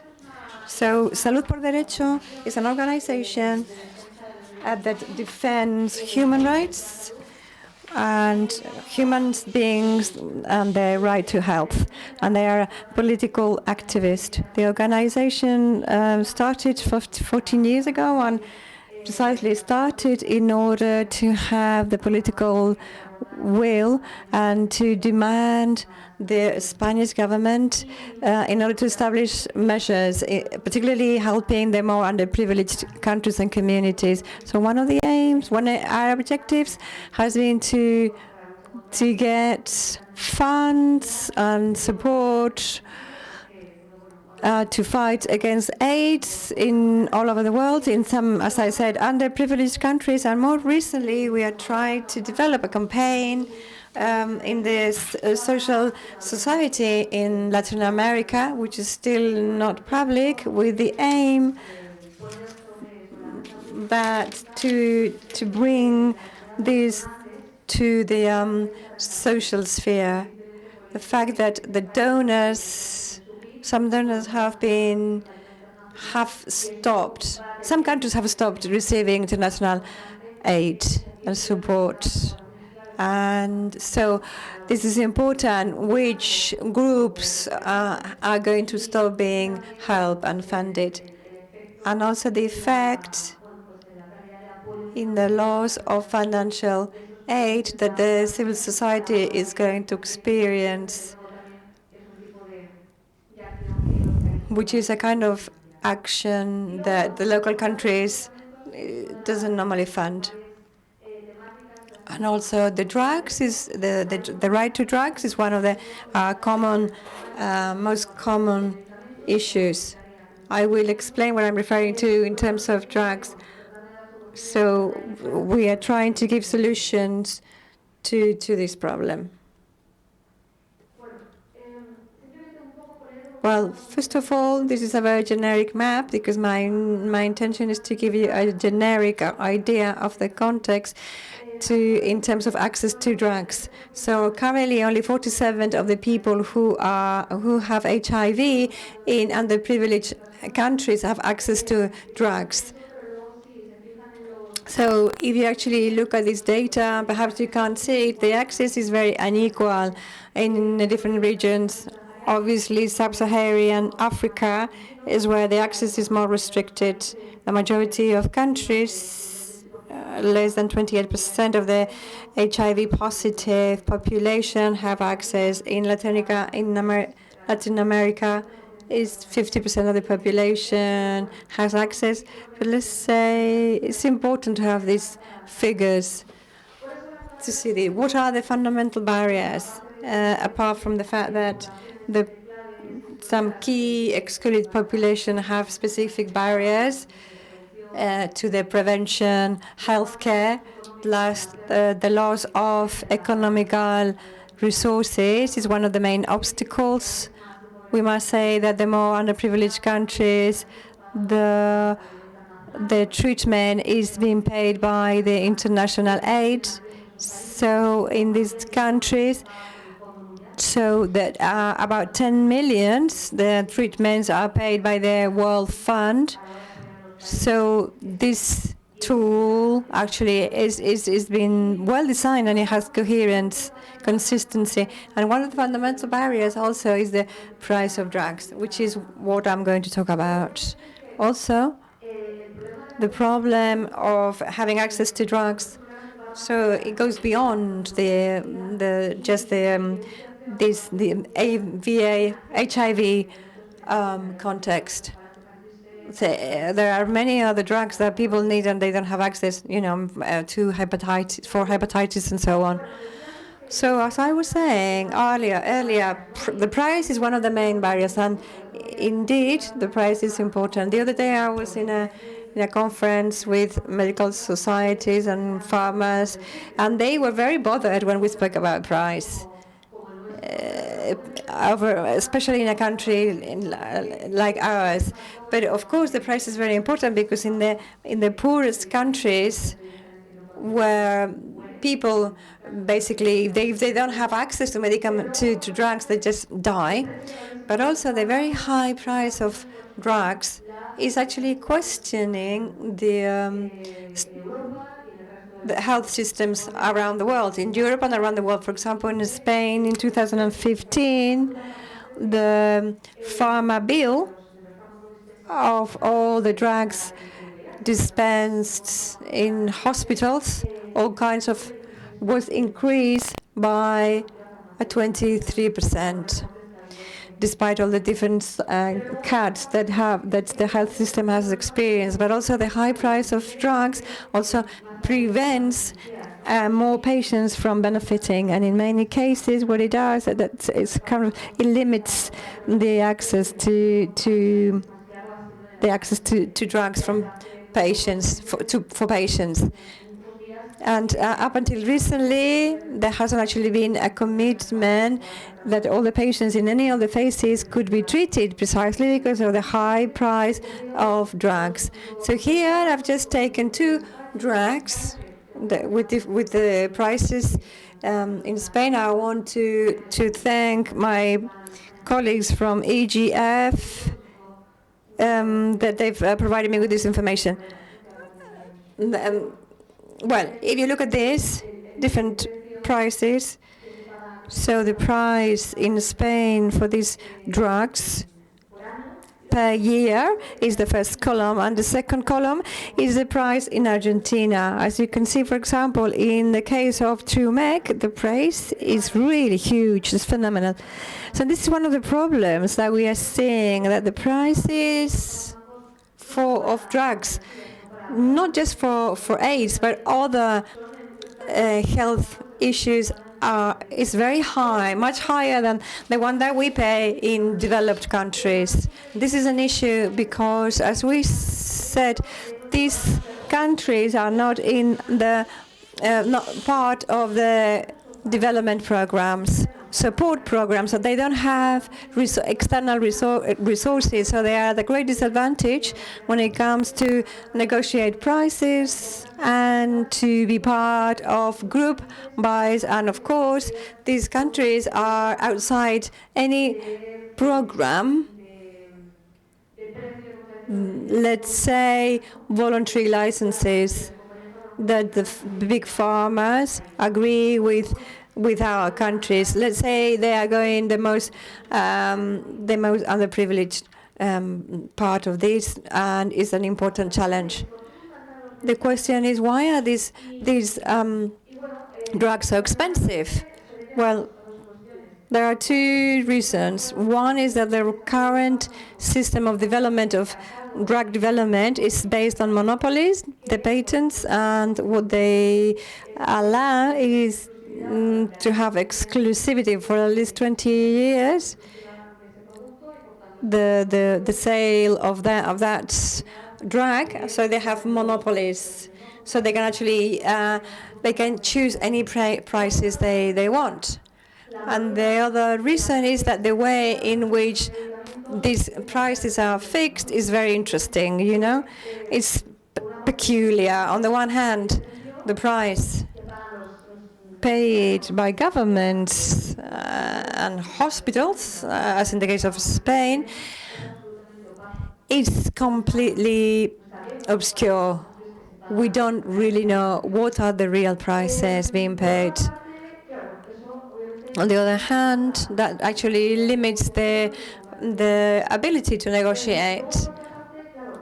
And on the other hand, it could be logical to think that in any other industrial sector, So we speak about drugs as if there was any other product, but normally in other sectors the prices are based on the cost, on the research cost, plus a reasonable margin of benefit. This is not what really happens in the sphere of drugs. They are fixed in a very arbitrary manner, and it depends on what each government is willing to pay. When we talk about people's lives, so we are willing to pay a lot of money. Also, the pharma industry usually justifies the high prices of drugs because they say that the investment they make is very high.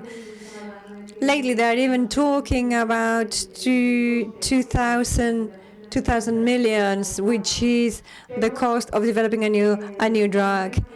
But there are also studies which obviously challenge this myth. The study by other economists say that we're talking about $300 to develop a new drug. Data that from a research group in Liverpool says that in the United States is $84,000 per treatment. In Europe, it would be around 200 to 300 euros per treatment. So I mean, and this is similar to the drugs for cancer.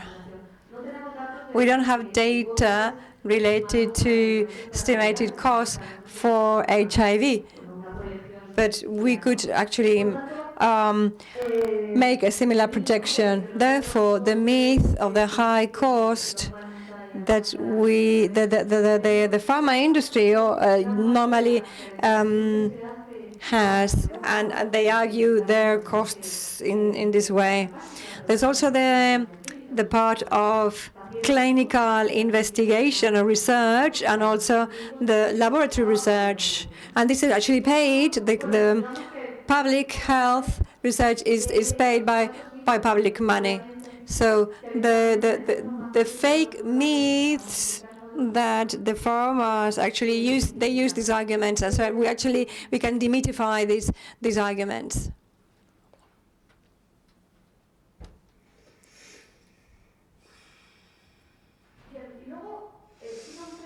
And I would also like to mention that the movement for the access to drugs is changing. As you can see this in this photograph, is of this is the World Conference of AIDS last year, and you can't really see, but the banners that people are wearing are talking about Roche, which is a big pharma that produces drugs for cancer.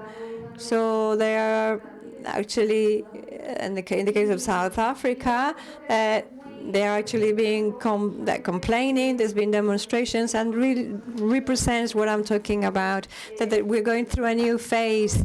And activists, HIV, were demonstrating for the access to drugs against HIV, but this is a very similar case for the hepatitis B.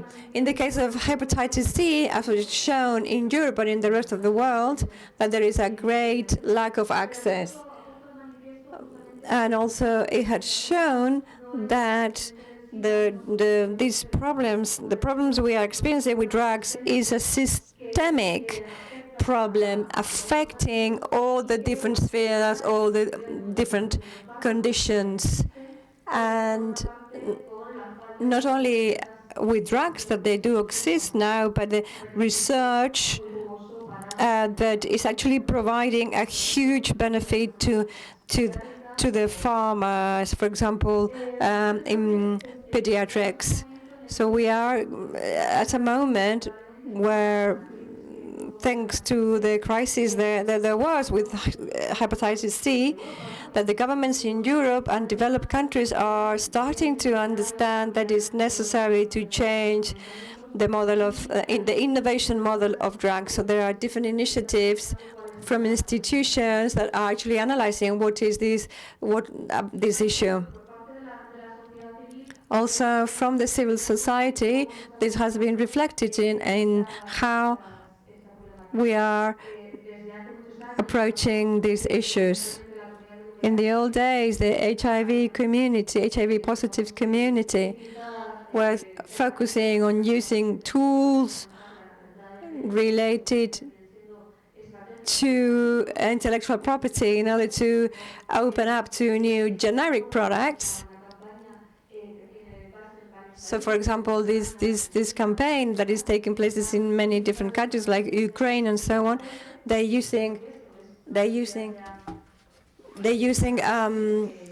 ways of opening up the patent,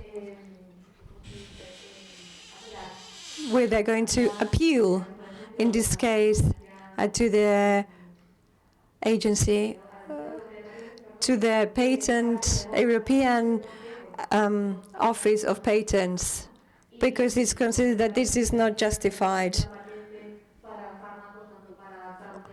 Whether it's hepatitis C or cancer and so on, which has been, for example, Médecins du Monde have been doing this with the second patent of another drug.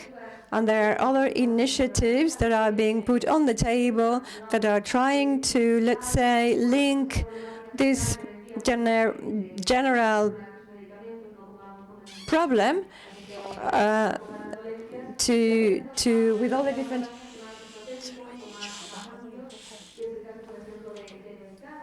with the case of Noesano and some of the Spanish campaigns, or for example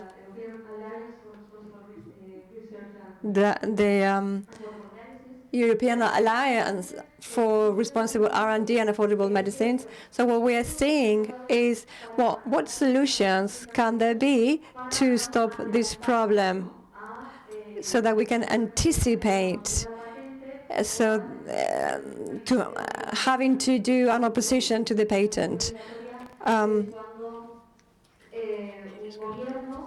This is when a government considers that the price of a drug is very high, and so what they do is to force this company that has the patent that they produce the generic product. So they allow the license to produce the generic product without the brand. So this is, let's say, the last phase of this chain. And this solution is not an immediate solution because there are other barriers in this process, and the process of producing generic products, not branded products. So we are actually looking at solutions so that these same issues don't take place again. So one of the main things is transparency when it comes to prices, and also the different public investments that are being made in any of the different drugs. If we know what are the inversions we made, our negotiating ability is going to be bigger, or how decisions are made about how to approve or what drugs to approve. And this is an important part in order to sort out the problem. Public investments that can have an influence in the different drugs that come. They have to make sure that there is access to this drug if it's finally developed. How? So there has to be a regulation. For example, a public laboratory of a university, if they develop a molecule that is very promising and then they have to have a license, that there has to be a license that is not exclusive so that they can be a competitor. And then we would eradicate the problem we have now. For example, license agreements that they can assure that the price is accessible. And there are many formulas, but the main thing is that there is the political will to carry this out. And another thing we are asking is that there are research initiatives that are alternatives to the current model. And that, as we said, is based on patents.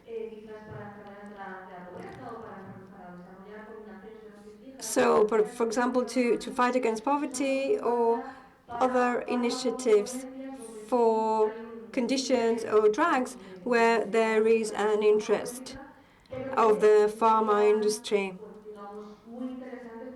That would be very interesting because that would allow the development of drugs which are interesting for the public health, such as generic drugs. And so the private sector would be also allowed to take part and establish reasonable prices and not the ones we have nowadays. And finally, as I didn't know the kind of public I would have, so I wanted to make a comment about 3 films that deal with this problem and the access to drugs. And they talk about a history of activism, which I think is interesting to know, and I'm sure you all know for the faces I am seeing. And that they explain where we are coming from and where we are, and perhaps where we are going to. Thank you very much.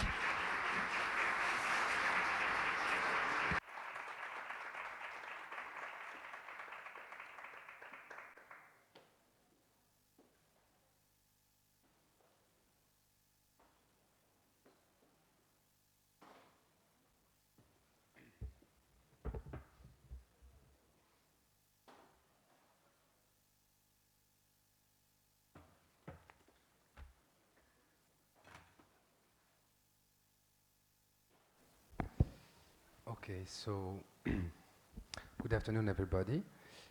First, I want to thank the organizers for inviting us to share some reflections and thoughts about community health. Despite the fact that my name has a Spanish origin, I'm not able, unfortunately, to express myself in front of you in Spanish, so I will do it in English. So,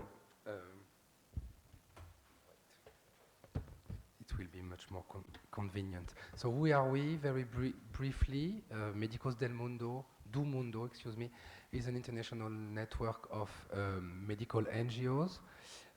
We have 15 chapters all around the world, and in 2015 we worked in more than 80 countries for a budget approximately $135 million. So here is a map to see quickly where we work. In France, we provide medical and psychosocial care to the most vulnerable populations, and we advocate also to end health inequities around 3 core principles. The first one is to provide health care and make it available and accessible. The second one is to bear witness and to advocate for a better access to healthcare and to rights for health.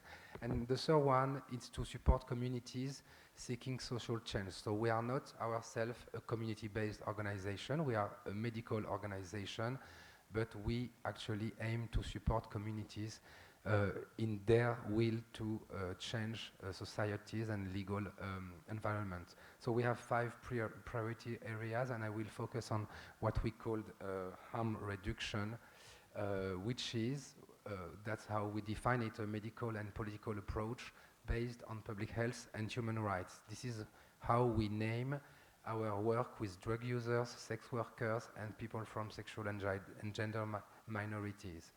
Around very basic principles. The first one is to be pragmatic. The second one is to base our actions on a non-judgmental approach to others, to respect and accept the different practices and lifestyle, and of course to have a low or an unconditional threshold for accessing our programs and activity. Harm reduction is a holistic approach. Here you can see what we called our magic square. So it's between HIV, hepatitis, sex, drugs, and of course there is this line with laws and social norms, which in many cases are obstacles to accessing healthcare. So this is, in the same time, a public health response, in the sense that it has been recognized as the most effective method for reducing HIV and HCV transmission among the highly exposed groups. So we base basically our work on scientific evidence, and in the same time this is also a community response for social change, because we aim to help empowerment and active participation of the groups we work with, notably through the creation of self-support groups as a way of strengthening civil society and recognizing expertise of these populations. So we are a service provider, but we also aim to be more than that, specifically through involvement and empowerment of beneficiaries, and also through modeling and dissemination of our work. And then we aim to contribute to a global advocacy strategy in order to enhance and improve access to healthcare and access to human rights. Because of course the general umbrella of our work is the right to health that Diego referred to previously, which belongs to social, economic and cultural rights of every individual. As you know, health is a multi-dimensional thing, so there is in the same time individual factors, social, community factors, but also general socio-economic, cultural and environmental conditions which actually have a strong influence in our health status. And so we aim to tackle the inequities that to which these groups of populations, marginalized one, face in the daily life to access healthcare services or human rights in France, of course, in many countries where they face this difficulty. With regard to the community mobilization, of course, the community mobilization is one of the roots of our engagement from the Denver Principles in 1983 to a more recent declaration. I just chose the Atlanta Principle in 2014 because I found it interesting to note that it's a new set of demands calling for, focusing on access to new prevention tools like PrEP and PEP. PEP is not new, but you know, wider access to. And today, so this mobilization and commitment is a core principle of every policy against HIV and AIDS, in the perspective that that has been explained previously in this today of ending AIDS. So key populations have to be targeted in a public health approach. But in the same time, of course, there is a human rights issue in many places, and of course, for many of these socially disadvantaged groups, access to healthcare is facilitated by legal and social change, as I will talk about after that. So, of course, I just put some figures about 35 years of community mobilization. Of course, this is just a very partial overview. And in the same time, during the development of community mobilization from the early 80s, there was also the development of the health promotion. And within the Ottawa Charter, the first step in 1986, and in this declaration, I don't know if you can actually read the poster, I hope to. But community engagement is also one of the core principles of health promotion, and so this is also a framework, a political framework where we act in a health promotion approach. So changing the legal environment, mobilizing community, and many other steps, strengthening individual and collective skills, for example. So why make people getting aboard? Why promote community involvement? Of course, because the people that are in stake know better than public health officials, most of the time what is good or what is adapted and what for them. So most of the time it's to make policies and programs more relevant and more adapted to the people's needs and more responsive to these needs that are changing, but also to avoid or reduce negative impacts, because public health policies and programs, as you know, when they are implemented without the participation of people, can have actually strong negative impacts on the people that they are supposed to help. But in reality, this is not the case. To make policies and programs more effective, but also to build relationships based on respect and mutual understanding, and then finally to strengthen individual skills and community engagement. So what we've learned a lot, of course. I just put some ideas here. That first, the most effective communities have been in the forefront of the response, and most of the time it has been successful. So we have to keep that in mind for the futures. That institutions have been shaken by the HIV epidemic, so we actually contributed to make society change, and of course in our benefit. That alliances and coalitions have been powerful fighting tools, specifically between communities, researchers, public health officials, and many other stakeholders. When we were discussing about access to PrEP previously, I was also thinking about that, because with researchers, I'm not talking about the pharmaceutical industry, but clinical researcher or preventive one, there are strong coalitions and alliances that can be built. It's clearly the way we actually obtain PrEP in France. This is also because researchers got on board with us in order to influence the government and the Ministry of Health. In some parts of the world, we saw improvements in health, access to new drugs, prevention package, development of sexual health services, etc., but also in civil rights and recognition of the needs of sexual and gender minorities. Nothing of that has been achieved without mobilization and fight, and as I told you previously, it has been successful, and in many places it still is, even if difficult. So some of our current challenges, as Vanessa just told us, there are still 20 million of people living with HIV and AIDS without treatment in the world, and many, many, many more of people that don't have access to prevention tools, and specifically new prevention tools. There are still many countries that criminalize HIV, being HIV positive, homosexuality, sex work, drug use, abortion or family planning. There are still many countries that pathologize transgender identities. There are still many countries that don't provide health care to those marginalized people, whereas they are in the same time considered, as I told you before, as key population for HIV/AIDS. And of course, there are some groups that are highly exposed, and more than the general one. We talked about that this morning. Jürgen Rockström referred to that, for example, MSMs and transgender people of color.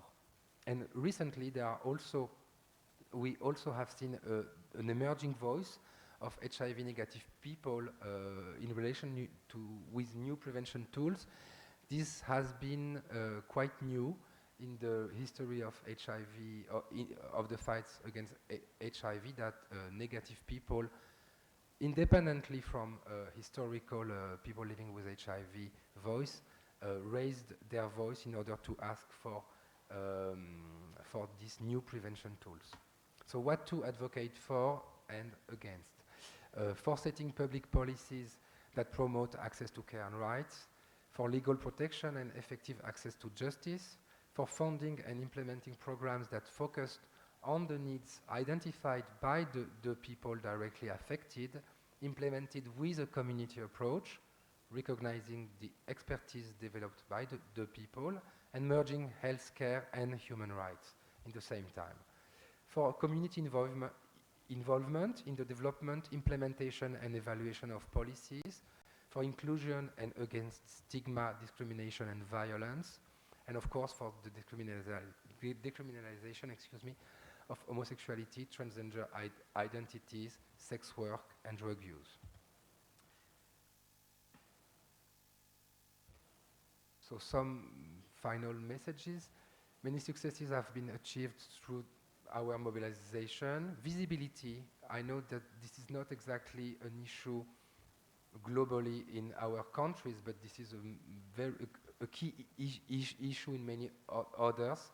For successful social change, we have to tackle the health inequities buried by the LGBT plus people, because there are specific needs that we have to take into account, and in that direction, proportionate universalism can be a promising approach. We have to promote medical and social interventions through partnerships between communities, researchers and public health officials. I already said that. Involve the people at all levels of decision making and service delivery. Sustain the fight against stigma and discrimination, and change legal norms where they criminalize all the key population for HIV/AIDS and viral hepatitis. Thanks a lot.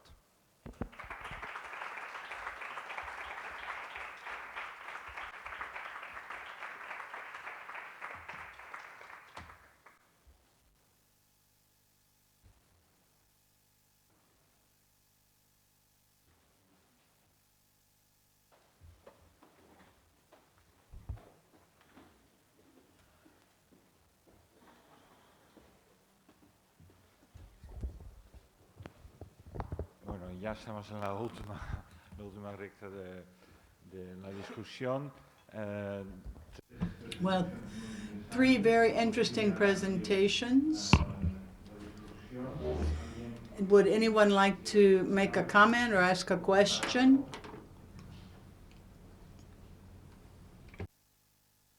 Estamos aquí y después Julia. I think there's a question or a comment over there.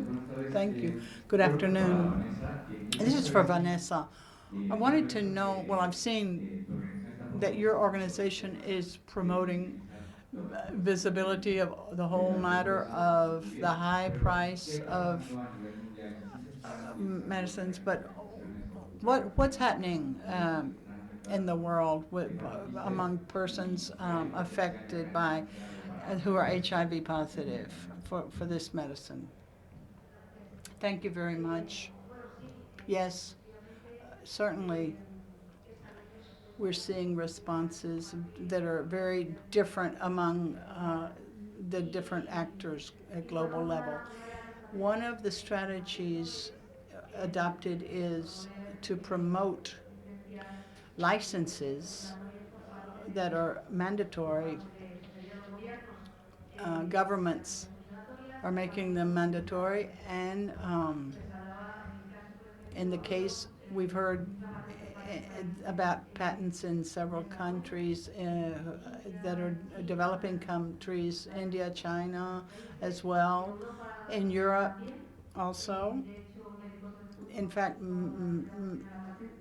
Médecins du Monde came out with the first patent a few years ago in the European Office of Patents, and now just 4 months ago, I believe, if I'm not mistaken, there were 30 organizations in this occasion that registered a second patent with the justification that that patent science, it wasn't new. So this has not been resolved yet. This type of resolution, it can involve generics, but Francois and I were talking earlier about the mandatory licenses. Several entities are promoting these in different countries, and the matter is a solution such as this, which is part of the tools available to countries, can be useful for incrementing negotiation capabilities for the countries.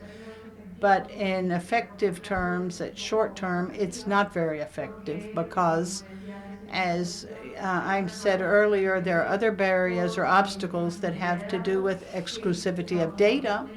These are measures that extend somehow the issue to patent exclusivity or patent exclusivity. And if you want to bring out a generic drug, you would have to do all the clinical trials, and there's protection of clinical data for 10 years, more or less. In the end, however,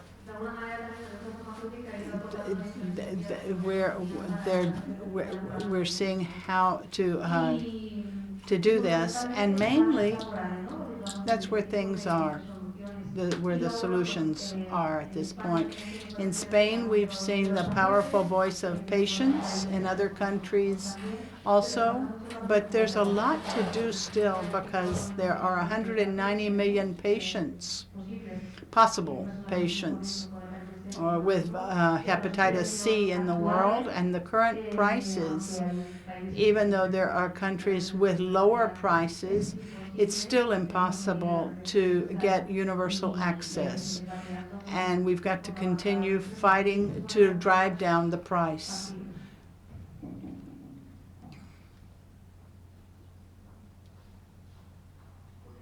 Julia?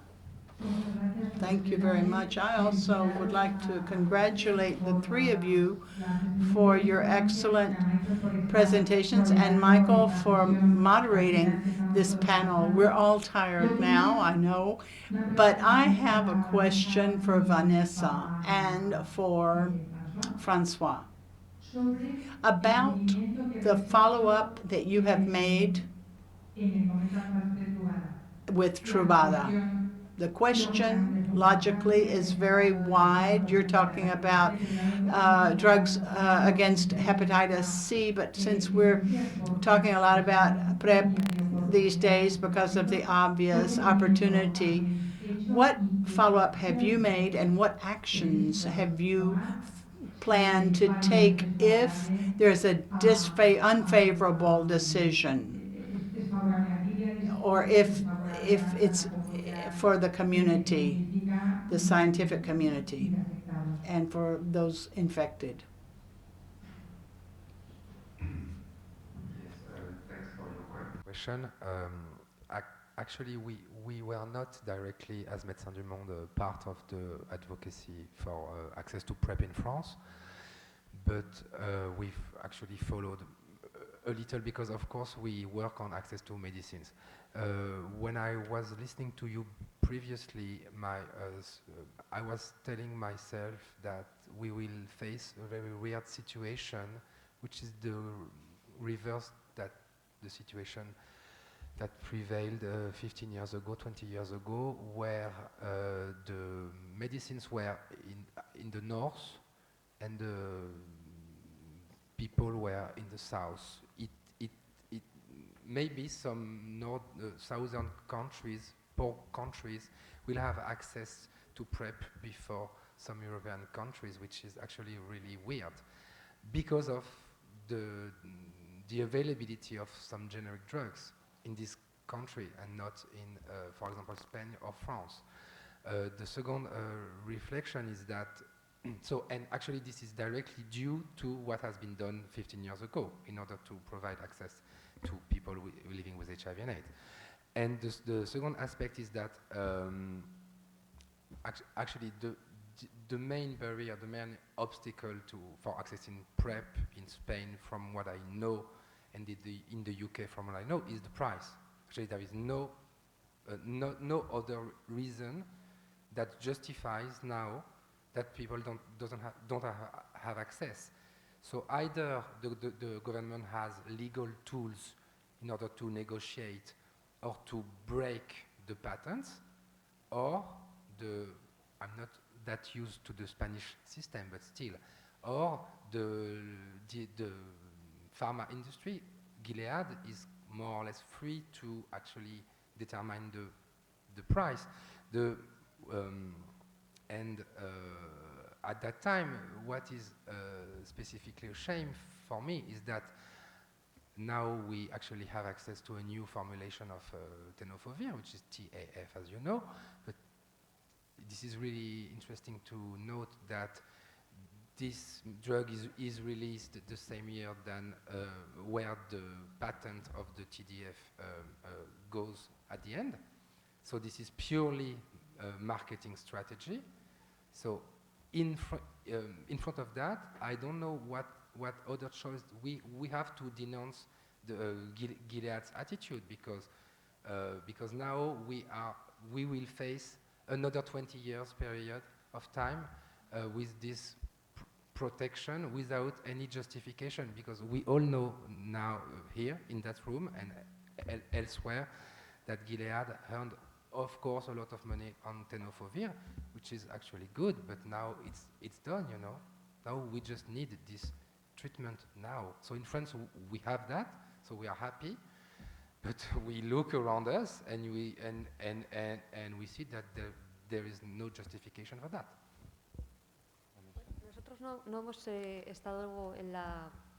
We were not in the first line of using PrEP, but we have followed the debate, and we hope that it is favorably resolved. Perhaps we wouldn't be talking so much about PrEP or yes or PrEP no if it weren't what it were. It's important, and it's there, and we'll see if in the short term we can work more on this. Thank you. And a last question for Ferran. Do you think, Ferran, that it's just a matter of pricing in Spain for PrEP, or is there another element, another factor that is impeding implementation?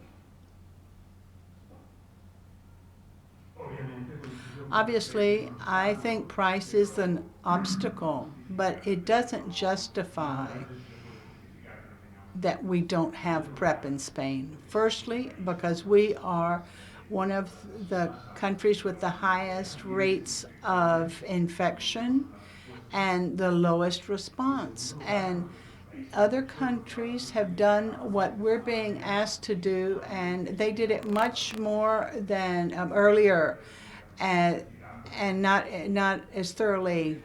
There was a study in Belgium, in Holland, long ago, and here we just were ignoring the situation, and the community has not been, and Diego said this too, it has not risen to the occasion as it should have. It's everything that we, after 35 years of epidemic in our own little convents, have done what we could with our payrolls, with our projects, but there has really been no one in politics able to explain why this has not been implemented. And what happened in France is admirable. I think Marie-Sautin woke up very happy, announcing access, free access for everyone to PrEPs after a job that was very well done and well coordinated among all in France, despite the polemic that still continues about the capacity of unity. And we're light years away from that. And then the ministry, we must ask ourselves where the regional autonomous governments are on this. They've got to implement it and finance it if the government and the ministry approves it. And we haven't had any interterritorial meetings about this. And many communities are saying they don't agree with the study, but they're not interested really, and they don't have pressure put upon them by society. So civil society and the scientific community must not stop. We're talking about something we can't wait until the generic comes around. We've got 10 infections daily, and many of these could be avoided. I'm going off on a tangent a little bit, but topics are pre-selected. People who are decided to do PrEP really want to, they're very eager and convinced about it. We see this in Europe and we see this in the US. And I could finish with something a little rude, but I have to say, I think it's indecent what's happening here in this country. Now we have our last question. This is for Vanessa. I would like to understand when the prices for Truvada were set, was that really what it cost them to manufacture it, etc., etc.? There have always been many, well, the famous Propecia against baldness, that cost 40 euros a month, but the same active principle only cost 18 euros. So why do we allow these things?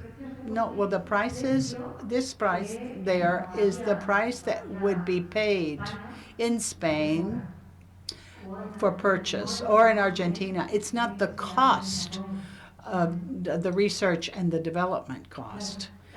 The matter is, we don't know the cost, the real cost that correspond to research and development of any of these drugs. As I mentioned, there are some recent studies, for example, Sucreville, that talk about 100, 200 euros, or Novia for cancer, 100 pounds. And can this be extrapolated to HIV? I don't know.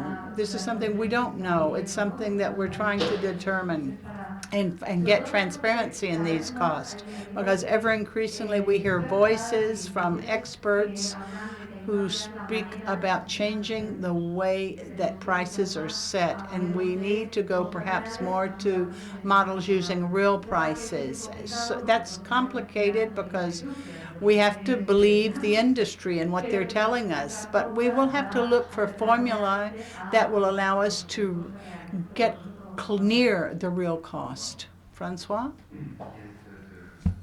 Transparency, yes. Transparency is definitely a core issue. What I would like to add is that with regard to pharmaceutical industry, there is what we called the willingness to pay, which is actually a very important notion for the pharmaceutical industry to define at what level they will determine the price in each country. So it relies on the willingness to pay of the country where the drug will be introduced.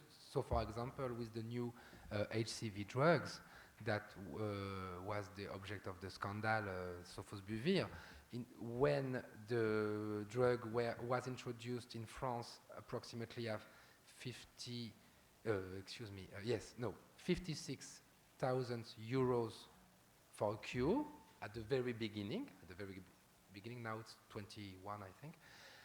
In the same time, it was introduced in Egypt approximately at 1,000 or 2,000 euros. So it really, I mean, the pharmas define price also with relation to what a country can pay. So for example, France is always high because we are known as a country that want to pay for access to drugs without a limit, whereas in the UK, for example, there is a clear limit, an indicator, very complex, to define what the society wants to pay for a medical device, a drug, etc., etc. Can we have the last word over there? Yes? Yes, for the translation it will be easier. If people are interested in knowing about the pricing and the structure and what cost it is, I suggest you watch Andrew Hill's presentation from Glasgow HIV conference last year. He broke all hepatitis drugs and HIV drugs down to research and development, cost and profit.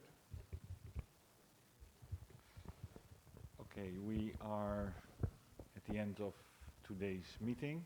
I think we started with the principles of Denver, very important principles. We have seen some really great initiatives from the community. The response to chemsex from David, the response to PrEP from Diego, the testing initiatives from Barcelona, Ferran, the initiatives about access to price from Vanessa and Francois from the International Vision of Initiative. So I think we really see from the community there's a will to respond to the crisis, to the epidemic, and we should really look ways to get politicians on our side, because we know that's one of the biggest challenges we have. So I want to thank everybody for the contribution, Julia also for the moderation this morning.